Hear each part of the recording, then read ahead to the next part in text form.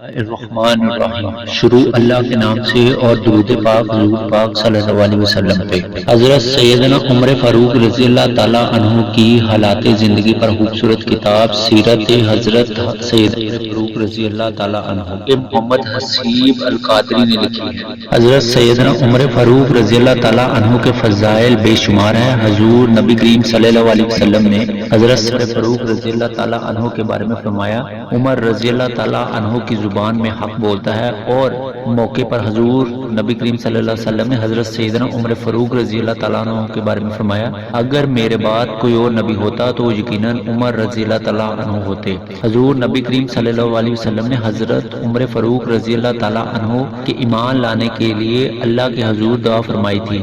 آپ صلی اللہ علیہ وسلم حضرت عمر فاروق رضی اللہ تعالیٰ عنہ کے ایمان لانے پہ بہت خوش ہوئے تھے۔ عمر فاروق رضی اللہ تعالیٰ عنہ حضرت سیدنا عمر ابو بکر صدیق رضی اللہ تعالیٰ عنہ کے بعد دوسرے خلیفہ ہیں۔ آپ رضی اللہ تعالیٰ عنہ کی فراست کی بدولت دین اسلام دنیا کے گوشے گوشے تک پہنچا، اور اسلامی دور کی سب سے زیادہ فتوحات بھی آپ رضی اللہ تعالیٰ عنہ کے دور خلافت میں ہوئی۔ حضرت سیدنا عمر فاروق رضی اللہ تعالیٰ عنہ علم و معرفت کا خزانہ تھے۔ حضرت ابن مسعود رضی اللہ تعالیٰ عنہ کو قول ہے کہ اگر دنیا بھر کا علم ترازو کے ایک پلڑے میں ہے اور حضرت سیدنا عمر فاروق رضی اللہ تعالیٰ عنہ کا علم ترازو کے دوسرے پلڑے میں رکھ دیا جائے تو بلا شبہ حضرت سیدنا عمر فاروق رضی اللہ تعالیٰ عنہ کے علم والا پلڑا باری رہے گا۔ سیدنا عمر رضی اللہ تعالیٰ عنہ وہ جلیل القدر ہستی ہے جن کے دائرہ اسلام میں داخل ہونے کے بعد اسلام کو بہترین عروج حاصل ہوا۔ آپ رضی اللہ تعالیٰ عنہ کے اسلام قبول کرنے سے پہلے مسلمان چھپ کر اللہ کی عبادت کرتے تھے، مگر جب آپ رضی اللہ تعالیٰ عنہ نے اسلام قبول کرنے کا اعلان کیا تو اعلانیہ خانہ کعبہ میں جا کر نماز ادا کی اور اپنے مسلمان ہونے کا اقرار کیا۔ آپ رضی اللہ تعالیٰ عنہ کی اسی جرأت اور بے باکی کی وجہ سے حضور نبی کریم صلی اللہ علیہ وسلم نے آپ رضی اللہ تعالیٰ عنہ کو فاروق کا لقب دیا۔ حضرت سیدنا عمر فاروق رضی اللہ تعالیٰ عنہ نے اسلام قبول کرنے کے بعد اسلام کی خدمت کی اور کسی بھی موقع پر اپنی جان و مال دینے سے گریز نہیں کیا، اور ہم وقت حضور نبی کریم صلی اللہ علیہ وسلم کے اولین جانصاروں میں شامل رہے۔ و نسب حضرت عمر فاروق رضی اللہ تعالیٰ عنہ دوسرے خلیفہ اور جانشین صلی اللہ علیہ وسلم ہے۔ آپ رضی اللہ تعالیٰ عنہ کا لقب نام عمر اور لقب فاروق ہے۔ اب رضی اللہ تعالیٰ عنہ کی کنیت ابو الحفص رضی اللہ عنہ کا شمار عشرہ مبشرہ صحابہ کرام رضی اللہ تعالیٰ عنہ میں ہوتا ہے، جنہیں حضور نبی کریم صلی اللہ علیہ وسلم نے ان کی حیات میں ہی جنت الفردوس کی بشارت دی تھی۔ سیدنا عمر فاروق رضی اللہ تعالیٰ عنہ کا خاندان اپنی ذاتی و خاندانی وجاہت کی اعتبار سے نہایت ممتاز اور بلند مرتبے کا حامل تھا۔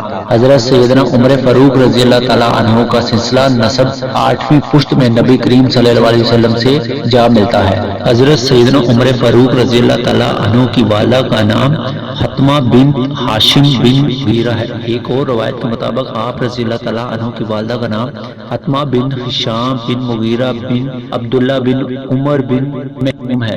حضرت سیدنا عمر فاروق رضی اللہ تعالیٰ عنہ کی ولادت باسعادت واقعہ فعل کے 13 برس بعد مکہ مکرمہ میں ابتدائی حالات۔ حضرت سیدنا عمر فاروق رضی اللہ تعالیٰ عنہ کے بچپن، نوجوانی اور دیگر حالات واقعات کے بارے میں انفارمیشن نہیں ہے۔ آپ رضی اللہ تعالیٰ عنہ کے ابتدائی حال کے بارے میں کچھ واقعات روایت میں موجود ہیں جن سے آپ رضی اللہ تعالیٰ عنہ کی ابتدائی زندگی کے بارے میں کچھ معلومات ملتی ہے۔ حضرت سیدنا عمر فاروق رضی اللہ تعالیٰ عنہ جوانی میں توانا جسم اور اعلیٰ صلاحیتوں کے مالک تھے۔ عربوں میں پڑھنے لکھنے کا رواج عام نہ تھا، اور مکہ مکرمہ میں بھی چند ایک لوگ صرف پڑھے لکھے تھے۔ ان پڑھے لکھے لوگوں میں حضرت سیدنا عمر فاروق رضی اللہ تعالیٰ عنہ کا مقام سب سے الگ تھا۔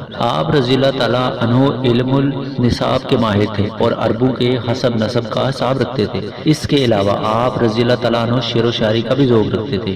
حضرت سیدنا عمر فاروق رضی اللہ تعالیٰ عنہ کی اعلیٰ علمی و فنی صلاحیتوں کی وجہ سے آپ رضی اللہ تعالیٰ عنہ کو قریش کے سفیر کا درجہ حاصل تھا، اور جنگ و صالح کا پیغام آپ رضی اللہ تعالیٰ عنہ کے ذریعے دوسرے قبائل تک پہنچایا جاتا تھا۔ اس کے علاوہ آپ رضی اللہ تعالیٰ عنہ عنہ ماہر شیخ سوار، ماہر نیزہ باز، ماہر شمشیر زان بھی تھے، بھاگتے گھوڑے پر سوار ہو جایا کرتے تھے اور سرکس سے سکڑا بھی آپ رضی اللہ تعالیٰ کے ہاتھوں میں آ کر رام ہو جاتا تھا۔ حضرت سیدنا عمر فاروق رضی اللہ تعالیٰ عنہ بھی اپنے آباء و اجداد اور دیگر عربوں کی طرح تجارت کا پیشہ اختیار کیا اور اس غرض سے دور دراز کے علاقوں کا سفر بھی کیا۔ تجارت آپ رضی اللہ تعالیٰ عنہ جب بھی کسی دوسرے ملک جاتے تو اپنی زبان سے آگاہی حاصل کرتے اور علم و حکمت کی محافل میں شرکت فرما کر اپنے علم میں اضافہ فرماتے۔ حضرت سیدنا عمر فاروق رضی اللہ تعالیٰ عنہ اپنے دور خلافت میں ایک وادی سے گزر رہے تھے کہ ایک جگہ کھڑے ہو گئے۔ آپ رضی اللہ تعالیٰ عنہ کی آنکھوں سے آنسو جاری ہو گئے۔ آپ رضی اللہ تعالیٰ عنہ کے ہمراہ موجود صحابہ کرام رضی اللہ تعالیٰ عنہ نے دریافت کیا، اے امیر المومنین، آپ رضی اللہ تعالیٰ عنہ کیوں رو رہے ہیں؟ آپ رضی اللہ تعالیٰ عنہ نے فرمایا، اللہ اکبر، ایک وہ زمانہ تھا جب میں کرتا پہنے اس وادی میں اونچ چرایا کرتا تھا اور جب میں تھک جاتا تھا تو میرا باپ مجھے مارتا تھا، اور آج اللہ نے مجھے دوبارہ اسی وادی سے اس حالت میں گزارا کہ جب میرے اوپر سوائے اس کی ذات کے کوئی حاکم نہیں۔ سیدنا عمر فاروق رضی اللہ تعالیٰ عنہ کو قبول اسلام۔ حضور نبی کریم صلی اللہ علیہ وسلم نے جس وقت نبوت کا اعلان کیا اس وقت حضرت سیدنا عمر فاروق رضی اللہ تعالیٰ عنہ کی عمر مبارک قریب 27 برس تھی۔ حضور نبی کریم صلی اللہ علیہ وسلم نے جب توحید کی دعوت دی تو حضرت سیدنا عمر فاروق رضی اللہ تعالیٰ عنہ نے ابتدا میں اس دعوت کو قبول کرنے سے انکار کر دیا۔ حضور نبی کریم صلی اللہ علیہ وسلم نے اللہ کے حضور دعا فرمائی، یا اللہ عمر بن خطاب رضی اللہ تعالیٰ عنہ یا عمر بن ہشام، دونوں یا دونوں میں سے ایک کے ذریعے اسلام کی خدمت فرما۔ اللہ تعالیٰ نے حضور نبی کریم صلی اللہ علیہ وسلم کی دعا کو شرف قبولیت بخشی اور حضرت سیدنا عمر فاروق رضی اللہ تعالیٰ عنہ دائرہ اسلام میں داخل ہوئے۔ سیدنا عمر فاروق رضی اللہ تعالیٰ عنہ 40 مردوں اور 11 عورتوں کو اسلام لائے۔ آپ رضی اللہ تعالیٰ عنہ کے قبول اسلام سے پہلے آپ رضی اللہ تعالیٰ عنہ کے بہنوئی حضرت سعد بن زید رضی اللہ تعالیٰ عنہ اور آپ رضی اللہ تعالیٰ عنہ کی بہن حضرت فاطمہ بنت خطاب رضی اللہ تعالیٰ عنہ بھی دائرہ اسلام میں داخل ہو چکے تھے، اور انہوں نے اپنے قبول اسلام کو خاندان کے دیگر لوگوں اور حضرت سیدنا عمر فاروق رضی اللہ تعالیٰ عنہ سے چھپا رکھا تھا۔ اسی طرح حضرت سیدنا عمر فاروق رضی اللہ تعالیٰ عنہ کے خاندان کے ایک اور شخص حضرت نعیم بن عبداللہ رضی اللہ تعالیٰ بھی اسلام قبول کر چکے تھے۔ عمر فاروق رضی اللہ تعالیٰ عنہ اسلام قبول کرنے والوں کے ساتھ نہایت سختی سے پیش آتے۔ ایک دن آپ رضی اللہ تعالیٰ عنہ اسی کیفیت میں تلوار نیام سے نکالے جا رہے تھے کہ راستے میں حضرت نعیم بن عبداللہ رضی اللہ تعالیٰ عنہ سے ملاقات ہوئی۔ نعیم بن عبداللہ رضی اللہ تعالیٰ عنہ نے جب آپ رضی اللہ تعالیٰ عنہ کو اس حالت میں دیکھا تو پوچھا، کیوں عمر رضی اللہ تعالیٰ عنہ کہاں کا ارادہ ہے؟ آپ رضی اللہ تعالیٰ عنہ نے کہا، میں آج محمد صلی اللہ علیہ وسلم کو قتل کرنے کی غرض سے چلا ہوں۔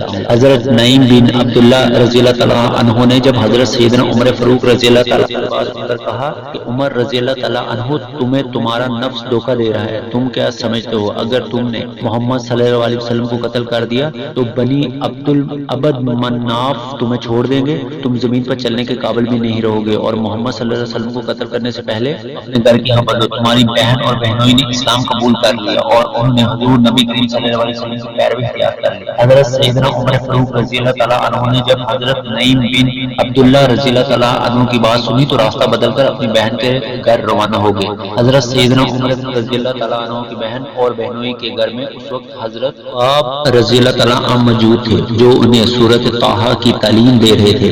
حضرت عمر فاروق رضی اللہ تعالیٰ عنہ کے قدموں کی آہٹ سن کر حضرت سعد بن رضی اللہ تعالیٰ عنہ نے حضرت خباب رضی اللہ تعالیٰ عنہ کو گھر کے کونے میں چھپا دیا۔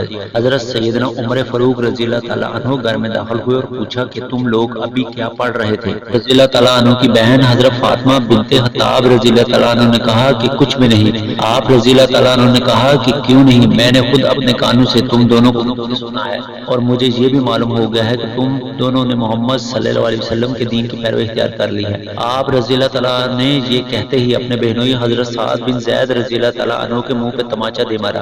حضرت فاطمہ بنت خطاب رضی اللہ تعالیٰ عنہ شوہر کو بچانے کے لیے آگے بڑھی تو آپ رضی اللہ تعالیٰ عنہ نے ان کو دھکا دے مارا جس سے ان کا سر پھٹ گیا اور خون بہنا شروع ہو گیا۔ حضرت سعد بن آپ رضی اللہ تعالیٰ عنہ نے یہ کہتے ہی اپنے بیٹے حضرت سعید بن زید رضی اللہ تعالیٰ عنہ کے منہ پہ تماچا دے مارا۔ حضرت فاطمہ بنت خطاب رضی اللہ تعالیٰ عنہ شوہر کو بچانے کے لیے آگے بڑھی تو آپ آپ رضی اللہ تعالیٰ عنہ نے ان کو دھکا دے مارا جس سے ان کا سر پھٹ گیا اور خون بہنا شروع ہو گیا۔ حضرت سعید بن زید رضی اللہ تعالیٰ عنہ نے حضرت سیدنا عمر فاروق رضی اللہ تعالیٰ عنہ کے جلال کی پرواہ کیے بغیر کہا کہ ہاں ہم نے اسلام قبول کر دیا اور حضور نبی کریم صلی اللہ علیہ وسلم پر دل و جان سے ایمان لے آئے ہیں۔ سیدنا عمر فاروق رضی اللہ تعالیٰ عنہ نے بہنوئی حضرت سعید بن زید رضی اللہ تعالیٰ عنہ کا سخت لہجہ اور بہن کا بہتا ہوا خون دیکھا تو قدر شرمندہ ہو گئے اور کہنے لگے اچھا مجھے بھی وہ صفحات دکھاؤ جو تم پڑھ رہے تھے، میں تمہیں وہ پڑھ کر واپس کر دوں گا۔ حضرت فاطمہ بنت خطاب رضی اللہ تعالیٰ عنہ نے کہا کہ ان صفحات کو کوئی ناپاک شخص نہیں چھو سکتا، اس کے لیے تمہیں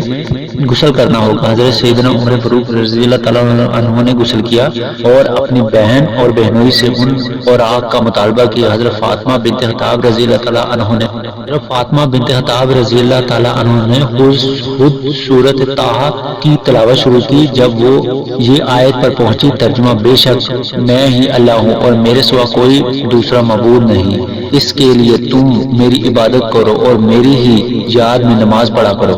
سیدنا عمر فاروق رضی اللہ تعالیٰ عنہ کی آنکھوں سے آنسو نکل گئے اور کہنے لگے کس قدر اچھا اور عظمت والا کلام ہے۔ پھر آپ رضی اللہ تعالیٰ عنہ بے اختیار پکار اٹھے، میں گواہی دیتا ہوں اللہ کے سوا کوئی عبادت کے لائق نہیں اور حضرت محمد صلی اللہ علیہ وسلم اللہ کے رسول ہیں۔ حضرت حباب رضی اللہ تعالیٰ عنہ جو کہ گھر کے اندر چھپے ہوئے تھے، انہوں نے جب حضرت سیدنا عمر فاروق رضی اللہ تعالیٰ عنہ کی زبان مبارک سے یہ کلمات سنے تو باہر نکل آئے اور کہنے لگے عمر رضی اللہ تعالیٰ عنہ واللہ میں نے کل ہی حضور نبی کریم صلی اللہ علیہ وسلم کو دعا فرماتے سنا تھا کہ یا الہی عمر بن خطاب رضی اللہ تعالیٰ عنہ اور عمر بن شام دونوں میں سے ایک کے ذریعے دین اسلام کو تقویت بخش پہنچا۔ اللہ تعالیٰ نے حضور نبی کریم صلی اللہ علیہ وسلم کی دعا فرمائی اور دین اسلام کو تمہارے ذریعے تقویت پہنچائی۔ سیدنا عمر فاروق رضی اللہ تعالیٰ عنہ کے قلب پر رکعت طاری ہو گئی۔ آپ رضی اللہ تعالیٰ عنہ حضرت حباب رضی اللہ تعالیٰ عنہ سے کہنے لگے مجھے اسی وقت حضور نبی کریم صلی اللہ علیہ وسلم کی خدمت میں لے جاؤ۔ صلی اللہ علیہ وسلم اس وقت کوہ صفا کے نواح میں دار ارقم میں موجود تھے۔ حضرت سیدنا عمر فاروق رضی اللہ تعالیٰ عنہ دار ارقم روانہ ہو گئے۔ صحابہ کرام رضی اللہ تعالیٰ عنہ نے جب حضرت سیدنا عمر فاروق رضی اللہ تعالیٰ عنہ کو آتے دیکھا تو نبی کریم صلی اللہ علیہ وسلم کو اس بات کی اطلاع پہنچائی۔ حضور نبی کریم صلی اللہ علیہ وسلم کے چچا حضرت سیدنا حمزہ رضی اللہ تعالیٰ عنہ جو حضور نبی کریم صلی اللہ علیہ وسلم کے پاس موجود تھے، انہوں نے جب حضرت سیدنا عمر فاروق رضی اللہ تعالیٰ عنہ کے متعلق سنا تو فرمایا کہ عمر رضی اللہ تعالیٰ عنہ کو آنے دو، اگر تو وہ بلائی کے ارادے سے آیا ہے تو اس کے لیے بلائی ہی ہوگی اور اگر وہ کسی برائی کے ارادے سے یہاں آیا ہے تو میں اس کا سر قلم کر دوں گا۔ حضرت سیدنا عمر فاروق رضی اللہ تعالیٰ عنہ جس وقت دار ارقم میں داخل ہوئے تو حضور نبی کریم صلی اللہ علیہ وسلم نے آپ رضی اللہ تعالیٰ عنہ کو دامن پکڑ کر فرمایا عمر رضی اللہ تعالیٰ عنہ کیا ارادہ لے کر آئے ہو؟ حضرت سیدنا عمر فاروق رضی اللہ تعالیٰ عنہ نے عرض کیا یا رسول اللہ صلی اللہ علیہ وسلم اسلام قبول کرنے کے لیے حاضر ہوا ہوں۔ حضور نبی کریم صلی اللہ علیہ وسلم نے حضرت سیدنا عمر فاروق رضی اللہ تعالیٰ عنہ کی بات سن کر نعرہ تکبیر بلند کیا اور صحابہ کرام رضی اللہ تعالیٰ عنہ نے جواب میں اللہ اکبر کا نعرہ بلند کیا۔ کوہ صفا کی پہاڑی گونج اٹھی۔ روایت میں موجود ہے کہ جس وقت حضرت سیدنا عمر فاروق رضی اللہ تعالیٰ عنہ نے اسلام قبول کیا تو آپ رضی اللہ تعالیٰ عنہ ابو جہل کے گھر تشریف لے گئے۔ ابو جہل نے آپ رضی اللہ تعالیٰ عنہ کو دیکھ کر کہا اے بانجے کیسے آنا ہوا؟ حضرت سیدنا عمر فاروق رضی اللہ تعالیٰ عنہ نے فرمایا کہ میں تمہیں بتانے آیا ہوں کہ میں نے اسلام قبول کر لیا ہے اور اگر اب تم نے حضور نبی کریم صلی اللہ علیہ وسلم کے بارے میں کچھ غلط کیا یا کہا تو مجھ سے برا کچھ نہ ہوگا۔ ابو جہل نے حضرت سیدنا عمر فاروق رضی اللہ تعالیٰ عنہ کی بات سن کر کہا اللہ تمہیں اور تمہاری اطاعت کو ذلیل کرے۔ سیدنا عمر فاروق رضی اللہ تعالیٰ عنہ نے اسلام قبول کرنے کے بعد حضرت صلی اللہ علیہ وسلم سے عرض کیا یا رسول اللہ صلی اللہ علیہ وسلم جب ہمارا دین برحق ہے اور مشرکین باطل ہیں تو پھر ہم اس دین کو پوشیدہ رکھ کر کیوں عبادت کرتے ہیں؟ آپ صلی اللہ علیہ وسلم مجھے اجازت دیجیے، رب کعبہ کی قسم آپ صلی اللہ علیہ وسلم کو دین حق کے ساتھ فرمایا اسلام قبول کرنے سے پہلے میں کفریہ مجالس میں بھی علانیہ شرکت کرتا تھا، اب میں دین اسلام کی محافل کا بھی خوب چرچا کروں گا اور دیکھوں گا کہ کس میں اتنی جرت ہے کہ وہ آپ صلی اللہ علیہ وسلم اور صحابہ کرام رضی اللہ تعالیٰ عنہ کی طرف گندی نظروں سے دیکھ سکیں۔ حضور نبی صلی اللہ علیہ وسلم کی اجازت کے بعد حضرت سیدنا عمر فاروق رضی اللہ تعالیٰ عنہ خانہ کعبہ میں تشریف لے گئے اور مشرکین مکہ کو مخاطب کرتے ہوئے فرمایا اے لوگو جو شخص مجھے جانتا ہے اسے خوب معلوم ہے اور جو مجھے نہیں جانتا اسے معلوم ہونا چاہیے کہ میں عمر بن خطاب ہوں۔ اے مشرکین مکہ، میں نے اسلام قبول کر لیا اور حضور نبی کریم صلی اللہ علیہ وسلم کی اطاعت اختیار کر لی ہے۔ میں تمہیں بھی حضور نبی کریم صلی اللہ علیہ وسلم کی اطاعت کی دعوت دیتا ہوں۔ اگر تم نے اس دعوت کو قبول کرنے میں سستی دکھائی تو ان قریب میری تلوار تمہاری گردنوں پر ہوگی۔ اس اعلان کے بعد حضرت سیدنا عمر فاروق رضی اللہ تعالیٰ عنہ نے بیت اللہ شریف کا طواف کیا اور بلند آواز سے کلمہ طیبہ کا ورد جاری رکھا۔ روایت میں موجود ہے کہ حضرت سیدنا عمر فاروق رضی اللہ تعالیٰ عنہ کے قبول اسلام کے بعد ایک روز حضور نبی کریم صلی اللہ علیہ وسلم ظہر کی نماز کی ادائیگی کے لیے بیت اللہ شریف تشریف لے گئے۔ آپ رضی اللہ تعالیٰ عنہ بائے جانب حضرت سیدنا ابو بکر صدیق رضی اللہ تعالیٰ عنہ، بائے جانب حضرت سیدنا حمزہ رضی اللہ تعالیٰ عنہ، سامنے حضرت سیدنا علی رضی اللہ تعالیٰ عنہ اور سب سے آگے حضرت سیدنا عمر فاروق رضی اللہ تعالیٰ عنہ تھے۔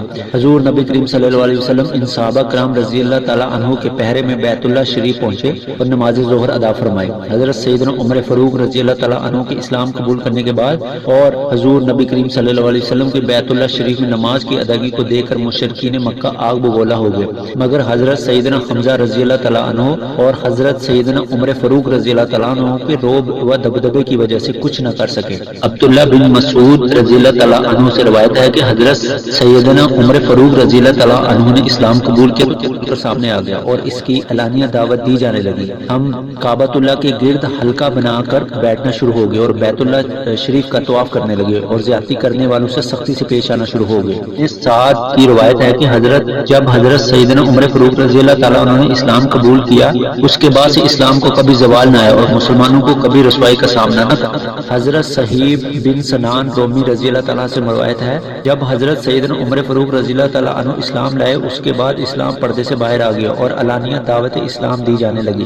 ابن عباس رضی اللہ تعالیٰ عنہ سے مروی ہے کہ جس دن حضرت سیدنا عمر فاروق رضی اللہ تعالیٰ عنہ نے اسلام قبول کیا، اس روز حضرت جبرائیل علیہ السلام نے حضور نبی کریم صلی اللہ علیہ وسلم کے بارگاہ میں حاضر ہو کر عرض کیا، یا رسول اللہ صلی اللہ علیہ وسلم، عمر رضی اللہ تعالیٰ عنہ کے اسلام قبول کرنے کی خوشی جتنی زمین والوں کو ہے اتنی ہی خوشی آسمان والوں کو بھی ہے۔ حضرت سیدنا عمر فاروق رضی اللہ تعالیٰ عنہ بعثیت نبوی صلی اللہ علیہ وسلم کے دوسرے برس ایمان لائے۔ آپ رضی اللہ تعالیٰ عنہ سے پہلے ایمان لانے والے مردوں کی تعداد 40 اور عورتوں کی تعداد 11 تھی۔ رضی اللہ تعالیٰ عنہ کے قبول اسلام کے بعد اسلام دن رات نازل طے کرتا رہا اور لوگ جو در جو اسلام میں داخل ہوتے گئے۔ سیدنا عمر فاروق رضی اللہ تعالیٰ عنہ کی ہجرت۔ حضرت سیدنا فاروق رضی اللہ تعالیٰ عنہ نے قبول اسلام کے بعد 11 سال مکہ مکرمہ میں بسر کیے۔ نبی کریم صلی اللہ علیہ وسلم کی مکی زندگی کا یہ دور نہایت ہی مشکل دور تھا۔ مشرکین مکہ نے حضور نبی کریم صلی اللہ علیہ وسلم اور صحابہ کرام رضی اللہ تعالیٰ عنہ پہ کئی مظالم ڈائے۔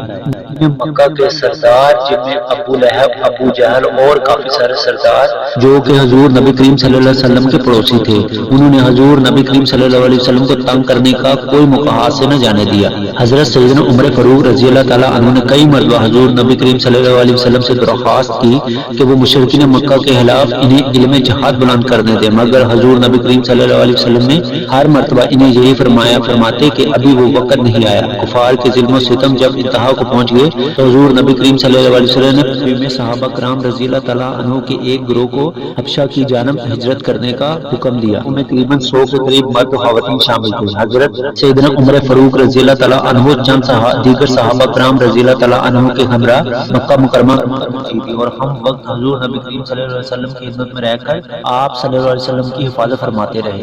مدینہ حق و صداقت کی تبلیغ کی کوشش جو ضمیر گواہ ہو کر کی جائے آج تک ناکام نہیں ہوئی، اور تاریخ کے اوراق اس بات کی گواہی دیتے ہیں کہ لوگوں کی اصلاح کے لیے درست سمت میں اٹھایا گیا قدم کبھی بیکار نہیں گیا، اور جو لوگ اللہ کی وحدانیت کے مشن کو لے کر چلے ان کے نام اور ان کا مشن بعد از مرگ بھی جاری رہا۔ حضور نبی کریم صلی اللہ علیہ وسلم کی تبلیغ سے رفتہ رفتہ اہل مدینہ کے دل بھی روشن ہونے لگے، اور جو ایام حج میں مکہ مکرمہ تشریف لاتے تھے حضور نبی کریم صلی اللہ علیہ وسلم نے انہیں دعوت اسلام دیتے رفتہ ان لوگوں میں اسلام کی محبت اجاگر ہونا شروع ہوئی اور اہل مدینہ مسلمان ہونا شروع ہو گیا۔ مشرکین مکہ کے ظالم حد سے زیادہ بڑھ گئے تو اللہ تعالیٰ نے حضور نبی کریم صلی اللہ علیہ وسلم کو مدینہ منورہ کی جانب ہجرت کرنے کا حکم دیا۔ حضور نبی کریم صلی اللہ علیہ وسلم نے صحابہ کرام رضی اللہ تعالیٰ عنہ کو اللہ تعالیٰ کے پیغام سے آگاہ کیا، اور اس کے بعد تمام صحابہ کرام رضی اللہ تعالیٰ عنہ جوک در جوک قافلہ در قافلہ مدینہ منورہ کی جانب ہجرت کرنے لگے۔ حضور نبی کریم صلی اللہ علیہ وسلم نے ہجرت حضرت سیدنا ابو بکر صدیق رضی اللہ تعالیٰ عنہ کے ہمراہ کی، اور نبی کریم صلی اللہ علیہ وسلم کی جانب وسلم سے جب ہجرت کی اجازت دی گئی تو حضرت سیدنا فاروق رضی اللہ تعالیٰ عنہ واحد شخص تھے جنہوں نے علانیہ ہجرت کی۔ حضرت سیدنا علی المرتضیٰ رضی اللہ تعالیٰ سے منقول ہے کہ ہم میں سے کوئی بھی ایسا نہیں سوائے حضرت سیدنا عمر رضی اللہ فاروق رضی اللہ تعالیٰ عنہ کے جنہوں نے اعلانیہ ہجرت کی ہو۔ رضی اللہ تعالیٰ عنہ ہجرت سے پہلے خانہ اور تلوار نیام سنبھال لی، پھر بیت اللہ شریف کا طواف کیا اور مقام ابراہیم علیہ السلام پر 2 رکعت نماز ادا کی۔ پھر سرداران قریش کے پاس گئے، ان کو مخاطب کرتے ہوئے فرمایا تم میں سے کوئی ایسا ہے جو اپنی شکل خراب کرانا چاہے؟ تم میں سے کوئی ہے جو اپنی ماں کو بے اولاد کرنا چاہے؟ تم میں سے کوئی ہے جو اپنی اولاد کو یتیم کرنا چاہے؟ تم میں سے کوئی ہے جو اپنی بیوی کو بیوہ کرنا چاہے؟ اگر کسی کا ارادہ ہے تو میرے مقابلے میں آئے۔ قریش کے تمام سردار حضرت سیدنا عمر فاروق رضی اللہ تعالیٰ عنہ کی تقریر سن کر گھبرا گئے اور کسی میں اتنی جرأت نہ ہوئی کہ وہ آپ رضی اللہ تعالیٰ کا راستہ روکتا۔ اس کی روایت ہے کہ حضرت سیدنا عمر فاروق رضی اللہ عنہ کے ہمراہ 20 صحابہ کرام رضی اللہ تعالیٰ عنہ نے ہجرت فرمائی۔ عمر فاروق رضی اللہ تعالیٰ عنہ نے قبا میں جا کر کیا فرمایا، جہاں آپ رضی اللہ تعالیٰ عنہ کے خاندان کے دیگر لوگ بھی آپ رضی اللہ تعالیٰ عنہ سے آ ملے، جہاں سے آپ رضی اللہ تعالیٰ عنہ اپنے خاندان کے دیگر لوگوں کے ہمراہ مدینہ منورہ روانہ ہوئے۔ قبا میں حضرت سیدنا عمر فاروق رضی اللہ تعالیٰ عنہ کا قیام رفاع بن عبد المنذر کے گھر پہ رہا۔ ہجرت مدینہ حضور نبی کریم صلی اللہ علیہ وسلم کی بعثت کے 13ویں برس میں ہوئی، جب تمام صحابہ کرام رضی اللہ علیہ وسلم حضرت سیدنا علی المرتضیٰ رضی اللہ تعالیٰ عنہ کو اپنے بستر پر لٹا کر حضرت سیدنا ابو بکر صدیق رضی اللہ تعالیٰ عنہ کے ہمراہ مکہ مکرمہ سے نکلے اور مدینہ منورہ پہنچے۔ حضور نبی کریم صلی اللہ علیہ وسلم نے مدینہ منورہ پہنچ کر مہاجرین کی رہائش اور دیگر معاشی ضروریات کے حوالے سے انتظامات فرمائے اور مدینہ منورہ کے انصاریوں اور مہاجرین مکہ کو آپس میں بھائی چارے اور اخوت کے رشتے سے منسلک کیا۔ حضرت سیدنا عمر فاروق رضی اللہ تعالیٰ عنہ کا رشتہ حضرت عتبان بن مالک رضی اللہ تعالیٰ عنہ سے قائم کیا گیا، جو کہ قبیلہ بنی سعد معزز رئیسوں میں شمار ہوتے تھے۔ اذان کی ابتدا حضور نبی کریم صلی اللہ علیہ وسلم نے مدینہ منورہ میں قیام کے بعد مسجد نبوی صلی اللہ علیہ وسلم کی تعمیر شروع فرمائی، جس کے لیے زمین کی قیمت حضرت سیدنا ابو بکر صدیق رضی اللہ تعالیٰ عنہ نے ادا کی۔ مسجد نبوی صلی اللہ علیہ وسلم کی تعمیر میں حضور نبی کریم صلی اللہ علیہ وسلم اور دیگر صحابہ کرام رضی اللہ تعالیٰ عنہ کی طرح حضرت سیدنا عمر فاروق رضی اللہ تعالیٰ عنہ نے بڑھ چڑھ کر حصہ لیا۔ مسجد نبوی صلی اللہ علیہ وسلم کی تعمیر کے بعد اس امر کی ضرورت پیش آئی کہ کوئی ایسی نشانی مقرر کی جائے جس سے لوگوں کو نماز کے وقت کا پتہ چلے۔ چنانچہ ایک تجویز حضور نبی کریم صلی اللہ علیہ وسلم کو یہ پیش کی گئی، نماز سے پہلے بغل بجایا جائے، لیکن حضور نبی کریم صلی اللہ علیہ وسلم نے اس طریقے سے انکار کر دیا کیونکہ یہ طریقہ یہودیوں میں رائج تھا۔ ایک تجویز یہ پیش کی گئی کہ آگ جلائی جائے جس سے پتہ چل جائے کہ نماز کا وقت ہو گیا ہے۔ حضور نبی کریم صلی اللہ علیہ وسلم نے اس تجویز کو بھی رد کر دی کیونکہ یہ طریقہ مجاسیوں کا تھا۔ ایک تجویز یہ پیش کی گئی کہ ناقوس بجا کر نماز کا اعلان کیا جائے، مگر حضور نبی کریم صلی اللہ علیہ وسلم نے یہ طریقہ بھی رد کر دیا کیونکہ ناقوس بجانے کا طریقہ عیسائیوں کی عبادت گاہوں میں رائج تھا۔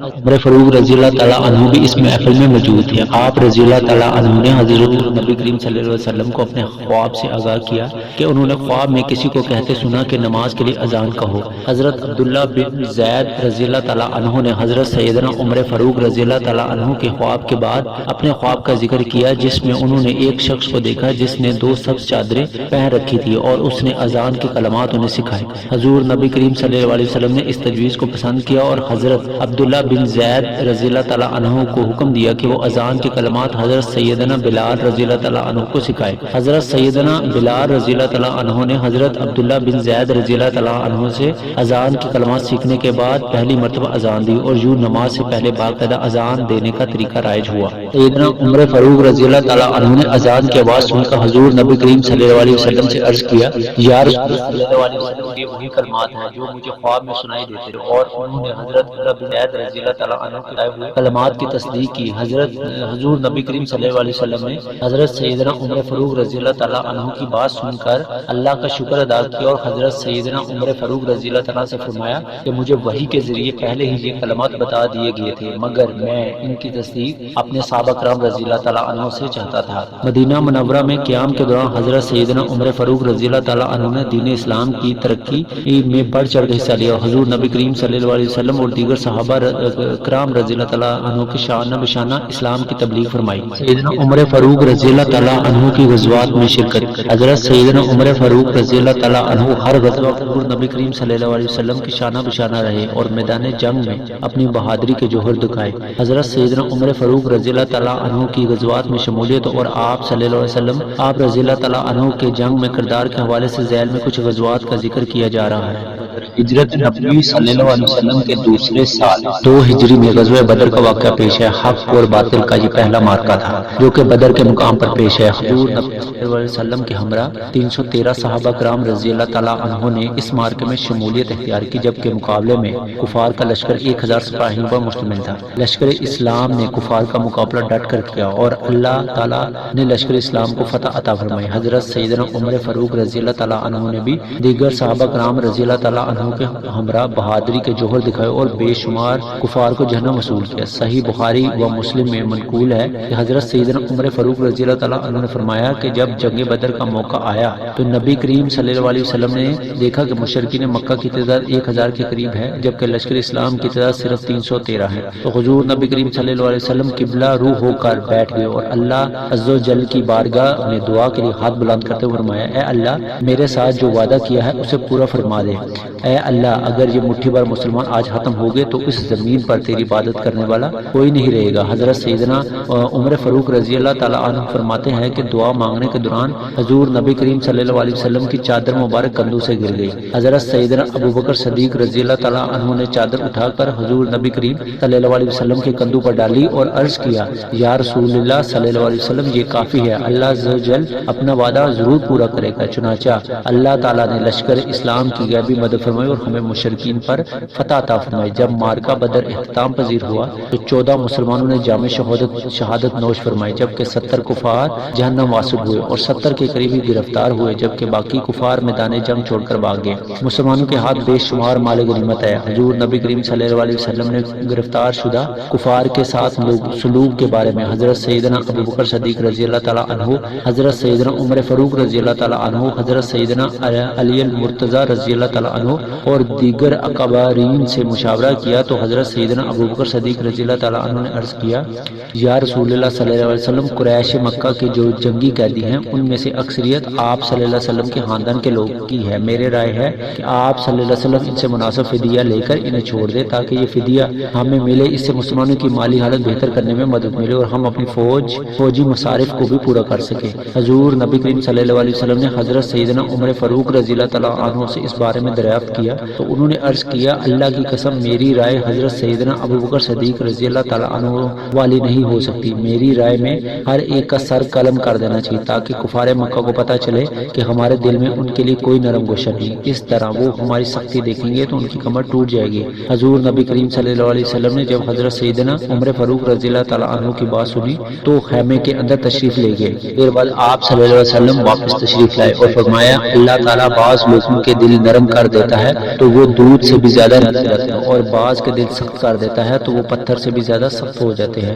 ابو بکر رضی اللہ تعالیٰ عنہ کی مثال حضرت ابراہیم علیہ السلام کی سی ہے کہ وہ اللہ عز و جل کے حضور عرض کرتے ہیں، جو میری بات مان لے وہ میرے ساتھ ہے اور جو میری نافرمانی وہ اس کی مغفرت فرما اور تو رحم کرنے. اور ابو بکر رضی اللہ تعالیٰ عنہ تمہاری مثال حضرت عیسیٰ علیہ السلام کی سی ہے، جو اللہ کی بارگاہ میں عرض کرتے ہیں، اے اللہ انہیں عذاب دے تو حق ہے کہ یہ تیرے بندے ہیں اور اگر انہیں بخش دے تو تیرا اختیار ہے کہ تو غالب و حکیم ہے. اور عمر رضی اللہ تعالیٰ عنہ تمہاری مثال حضرت نوح علیہ السلام کی ہے، جو اللہ کی بارگاہ میں یوں دعا فرماتے ہیں، اے پروردگار زمین پر کسی کافر کو نہ رہنے دے. اور اللہ تعالیٰ عنہ تمہاری مثال حضرت موسیٰ علیہ السلام کی سی، جو اللہ کے حضور عرض کرتے ہیں، اے پروردگار ان کے مال تباہ کر دے، ان کے دلوں کو سخت کر دے کہ یہ دردناک عذاب دیکھے بغیر ماننے والے نہیں ہیں. حضور نبی کریم صلی اللہ علیہ وسلم نے حضرت سیدنا ابو بکر صدیق رضی اللہ تعالیٰ عنہ کی رائے کو فوقیت دی اور حضرت سیدنا عمر فاروق رضی اللہ تعالیٰ عنہ کی رائے میں اللہ کی وحی نازل فرمائی. کسی پیغمبر کے لیے یہ مناسب نہیں کہ اس کے پاس قیدی ہوں جب تک وہ خوب ریزی نہ کر لے. غزوہ احد 3 ہجری میں حق اور باطل کے درمیان دوسرا مارکہ احد کے مقام پر ہوا۔ حضرت سیدنا عمر فاروق رضی اللہ تعالیٰ عنہ اس جنگ میں بھی حضور نبی کریم صلی اللہ علیہ وسلم کے شانہ بشانہ شامل ہوئے اور اپنی بہادری کے جوہر دکھائے۔ جب احد پہاڑ کی جانب تعینات دستے نے حضور نبی کریم صلی اللہ علیہ وسلم کے فرمان کے برعکس جگہ چھوڑ دی اور خالد بن ولید نے پشت سے حملہ کر کے مسلمانوں کی کمر توڑ دی اور حضور نبی کریم صلی اللہ علیہ وسلم کے شہید ہونے کی خبر مشہور ہوئی، تو حضرت سیدنا عمر فاروق رضی اللہ تعالیٰ جوش میں آگے اور کفار کی قتال میں اور زیادہ جوش سے مشغول ہو گئے۔ اس دوران جب معلوم ہوا کہ حضور نبی کریم صلی اللہ علیہ وسلم زندہ ہے تو آپ رضی اللہ تعالیٰ عنہ دیگر صحابہ کرام رضی اللہ تعالیٰ عنہ کے ہمراہ حضور نبی کریم صلی اللہ علیہ وسلم کو لے کر محفوظ مقام پر منتقل ہو گئے۔ اس دوران ابو سفیان نے اونچی آواز میں کہا، اے گروہ محمد صلی اللہ علیہ وسلم، کیا تم میں محمد صلی اللہ علیہ وسلم ہے؟ حضور نبی کریم صلی اللہ علیہ وسلم نے تمام صحابہ کرام رضی اللہ تعالیٰ عنہ کو خاموش رہنے کا حکم دیا۔ کچھ دیر بعد کوئی جواب نہ پا کر ابو سفیان نے پھر اونچی آواز میں پکارا، اے گروہ محمد صلی اللہ علیہ وسلم، کیا تم میں ابو بکر و عمر رضی اللہ تعالیٰ عنہ ہے؟ اس مرتبہ پھر حضور نبی کریم صلی اللہ علیہ وسلم نے صحابہ کرام رضی اللہ تعالیٰ عنہ کو خاموش رہنے کا اشارہ کیا۔ ابو سفیان کچھ دیر بعد پھر چلایا، ضرور یہ لوگ مارے گئے ہیں۔ حضرت سیدنا عمر فاروق رضی اللہ تعالیٰ عنہ نے اس کی عرضہ رسائی سن کر پکارا، اے دشمن خدا، ہم سب اللہ کے حکم کے اللہ کے فضل سے زندہ ہیں۔ ابو سفیان رضی نے یہ سن کر پکارا، ہیبل بلند ہوا۔ حضرت سیدنا عمر فاروق رضی اللہ تعالیٰ عنہ نے حضور نبی کریم صلی اللہ علیہ وسلم کی اجازت سے پکارا، اللہ عز و جل بلند و بالاتر ہے۔ ابو سفیان نے حضرت سیدنا عمر فاروق رضی اللہ تعالیٰ عنہ کا جواب سن کر کہا کہ مارکہ احد مارکہ بدر کے برابر ہو گئی، یعنی ہم نے بدر کا بدلہ لے لیا۔ حضرت سیدنا عمر فاروق رضی اللہ تعالیٰ عنہ نے حضور نبی کریم صلی اللہ علیہ وسلم کے فرمان پر پکارا، نہیں ابو سفیان، یہ برابری نہیں، کیونکہ ہمارے مقتولین جنت میں ہیں اور تمہارے مقتولین جہنم میں ہیں۔ ابو سفیان نے حضرت سیدنا عمر فاروق رضی اللہ تعالیٰ عنہ کا یہ قول سنا تو گھوڑا دوڑاتا ہوا بھاگ گیا۔ غزوہ احد میں بہت سے جانثار اسلام شہید ہوئے، ان میں حضور نبی کریم صلی اللہ علیہ وسلم کے ہر دل عزیز چچا حضرت سیدنا حمزہ رضی اللہ تعالیٰ عنہ بھی شامل تھے۔ حضور نبی کریم صلی اللہ علیہ وسلم کے حکم پر شہدائے احد کے لیے اجتماعی قبر کھودی گئی، جہاں ان کو سپرد خاک کیا گیا۔ حضور نبی کریم صلی اللہ علیہ وسلم غزوہ احد کے اکثر و بیشتر ان مقام پر تشریف لے جاتے اور مارکہ احد میں شہید ہونے والے جانثاروں کے حق میں دعا خیر فرماتے۔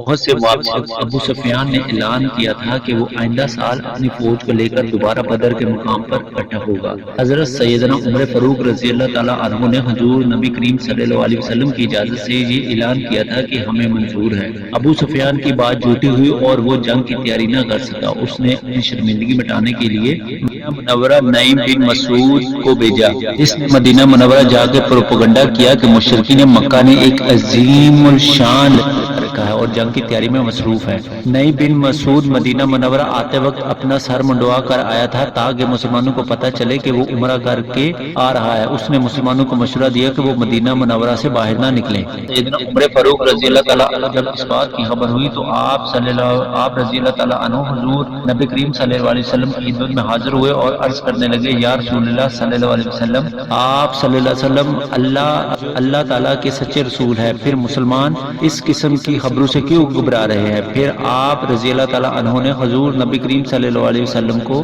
اس غزوہ پر جانے کے لیے آمادہ کیا۔ چنانچہ حضور نبی کریم صلی اللہ علیہ وسلم نے اس غزوہ پر جانے کا اعلان کر دیا اور صحابہ کرام رضی اللہ تعالیٰ عنہ کے دلوں سے کفار کا خوف جاتا رہا اور وہ بھی جوک در جوک غزوہ میں شمولیت کی خاطر حاضر ہونے لگے۔ بعد ازاں جب ابو سفیان کو لشکر اسلام کے بارے میں معلوم ہوا کہ وہ جنگ کے لیے نکل پڑے ہیں تو اسے نہایت شرمندگی کا سامنا کرنا پڑا۔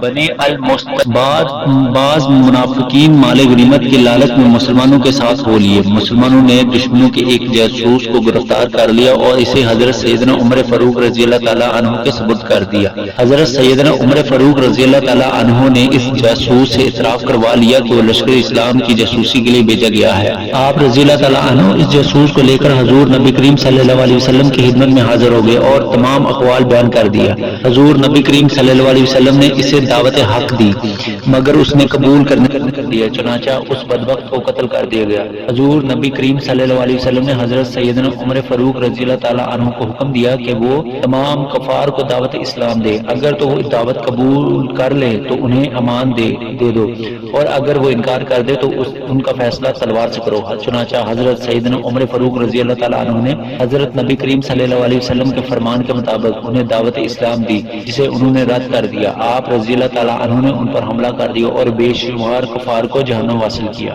غزوہ خندق ذی القعدہ 5 ہجری کو غزوہ احزاب، جسے غزوہ خندق بھی کہا جاتا ہے، پیش آیا، جس میں لشکر اسلام کی تعداد 3000 تھی اور دشمن اسلام کی تعداد 24,000 کے قریب تھی۔ حضور نبی کریم صلی اللہ علیہ وسلم نے صحابہ کرام رضی اللہ تعالیٰ عنہ سے جنگ کی حکمت عملی مرتب کرنے کے بارے میں مشورہ کیا۔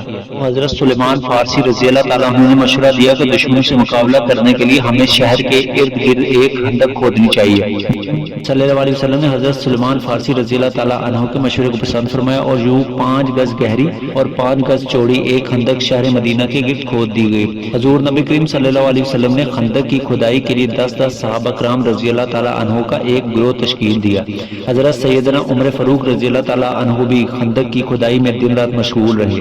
حضور نبی کریم صلی اللہ علیہ وسلم جب تھک جاتے تو آپ صلی اللہ علیہ وسلم کے پہرے کے لیے حضرت سیدنا ابو بکر صدیق رضی اللہ تعالیٰ عنہ اور حضرت سیدنا عمر فاروق رضی اللہ تعالیٰ عنہ کھڑے ہو جاتے۔ خندق کی تعمیر کے بعد حضرت سیدنا عمر فاروق رضی اللہ تعالیٰ عنہ کو خندق کے ایک حصے پر متعین فرمایا، جہاں آپ رضی اللہ تعالیٰ عنہ نے شب و روز پہرا دیا اور ثابت قدمی سے ڈٹے رہے۔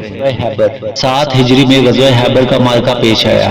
قلعہ کماس کے علاوہ لشکر اسلام نے خیبر کے تمام قلعوں پر قبضہ کیا تھا۔ قلعہ کماس میں مشہور یہودی پہلوان مرکب رہتا تھا۔ حضور نبی کریم صلی اللہ علیہ وسلم نے جب دیکھا کہ قلعہ کماس فتح نہیں ہو رہا تو آپ صلی اللہ علیہ وسلم نے فرمایا کہ میں کل علم اس شخص کو عطا فرما دوں گا جسے اللہ اور اس کا رسول صلی اللہ علیہ وسلم پسند کرتے ہیں، اللہ اس کے ہاتھ میں فتح عطا فرمائے گا۔ حضور نبی کریم صلی اللہ علیہ وسلم نے کہ اس فرمان کے بعد دوسرے صحابہ کرام رضی اللہ تعالیٰ عنہ کی طرح حضرت سیدنا عمر فاروق رضی اللہ تعالیٰ عنہ کی بھی شدید خواہش تھی کہ انہیں علم عطا ہو۔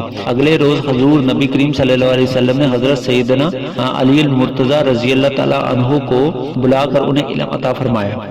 حضرت سیدنا علی رضی اللہ تعالیٰ عنہ بیمار تھے اور ان کی آنکھوں میں تکلیف تھی۔ حضور نبی کریم صلی اللہ علیہ وسلم نے اپنا دہن آنکھوں میں لگایا تو حضرت سیدنا علی رضی اللہ تعالیٰ عنہ تندرست ہو گئے اور اللہ تعالیٰ نے حضرت سیدنا علی رضی اللہ تعالیٰ عنہ کے دست حق پہ فتح عطا فرمائی۔ صحیح مسلم شریف کی روایت ہے کہ خیبر کی فتح کے بعد بہت سارا مال غنیمت مسلمانوں کے ہاتھ آیا۔ مال غنیمت میں زمین کا حصہ حضرت سیدنا عمر فاروق رضی اللہ تعالیٰ عنہ کے حصے میں آیا، جسے حضرت سیدنا عمر فاروق رضی اللہ تعالیٰ عنہ نے اللہ کے راستے میں وقف کر دیا۔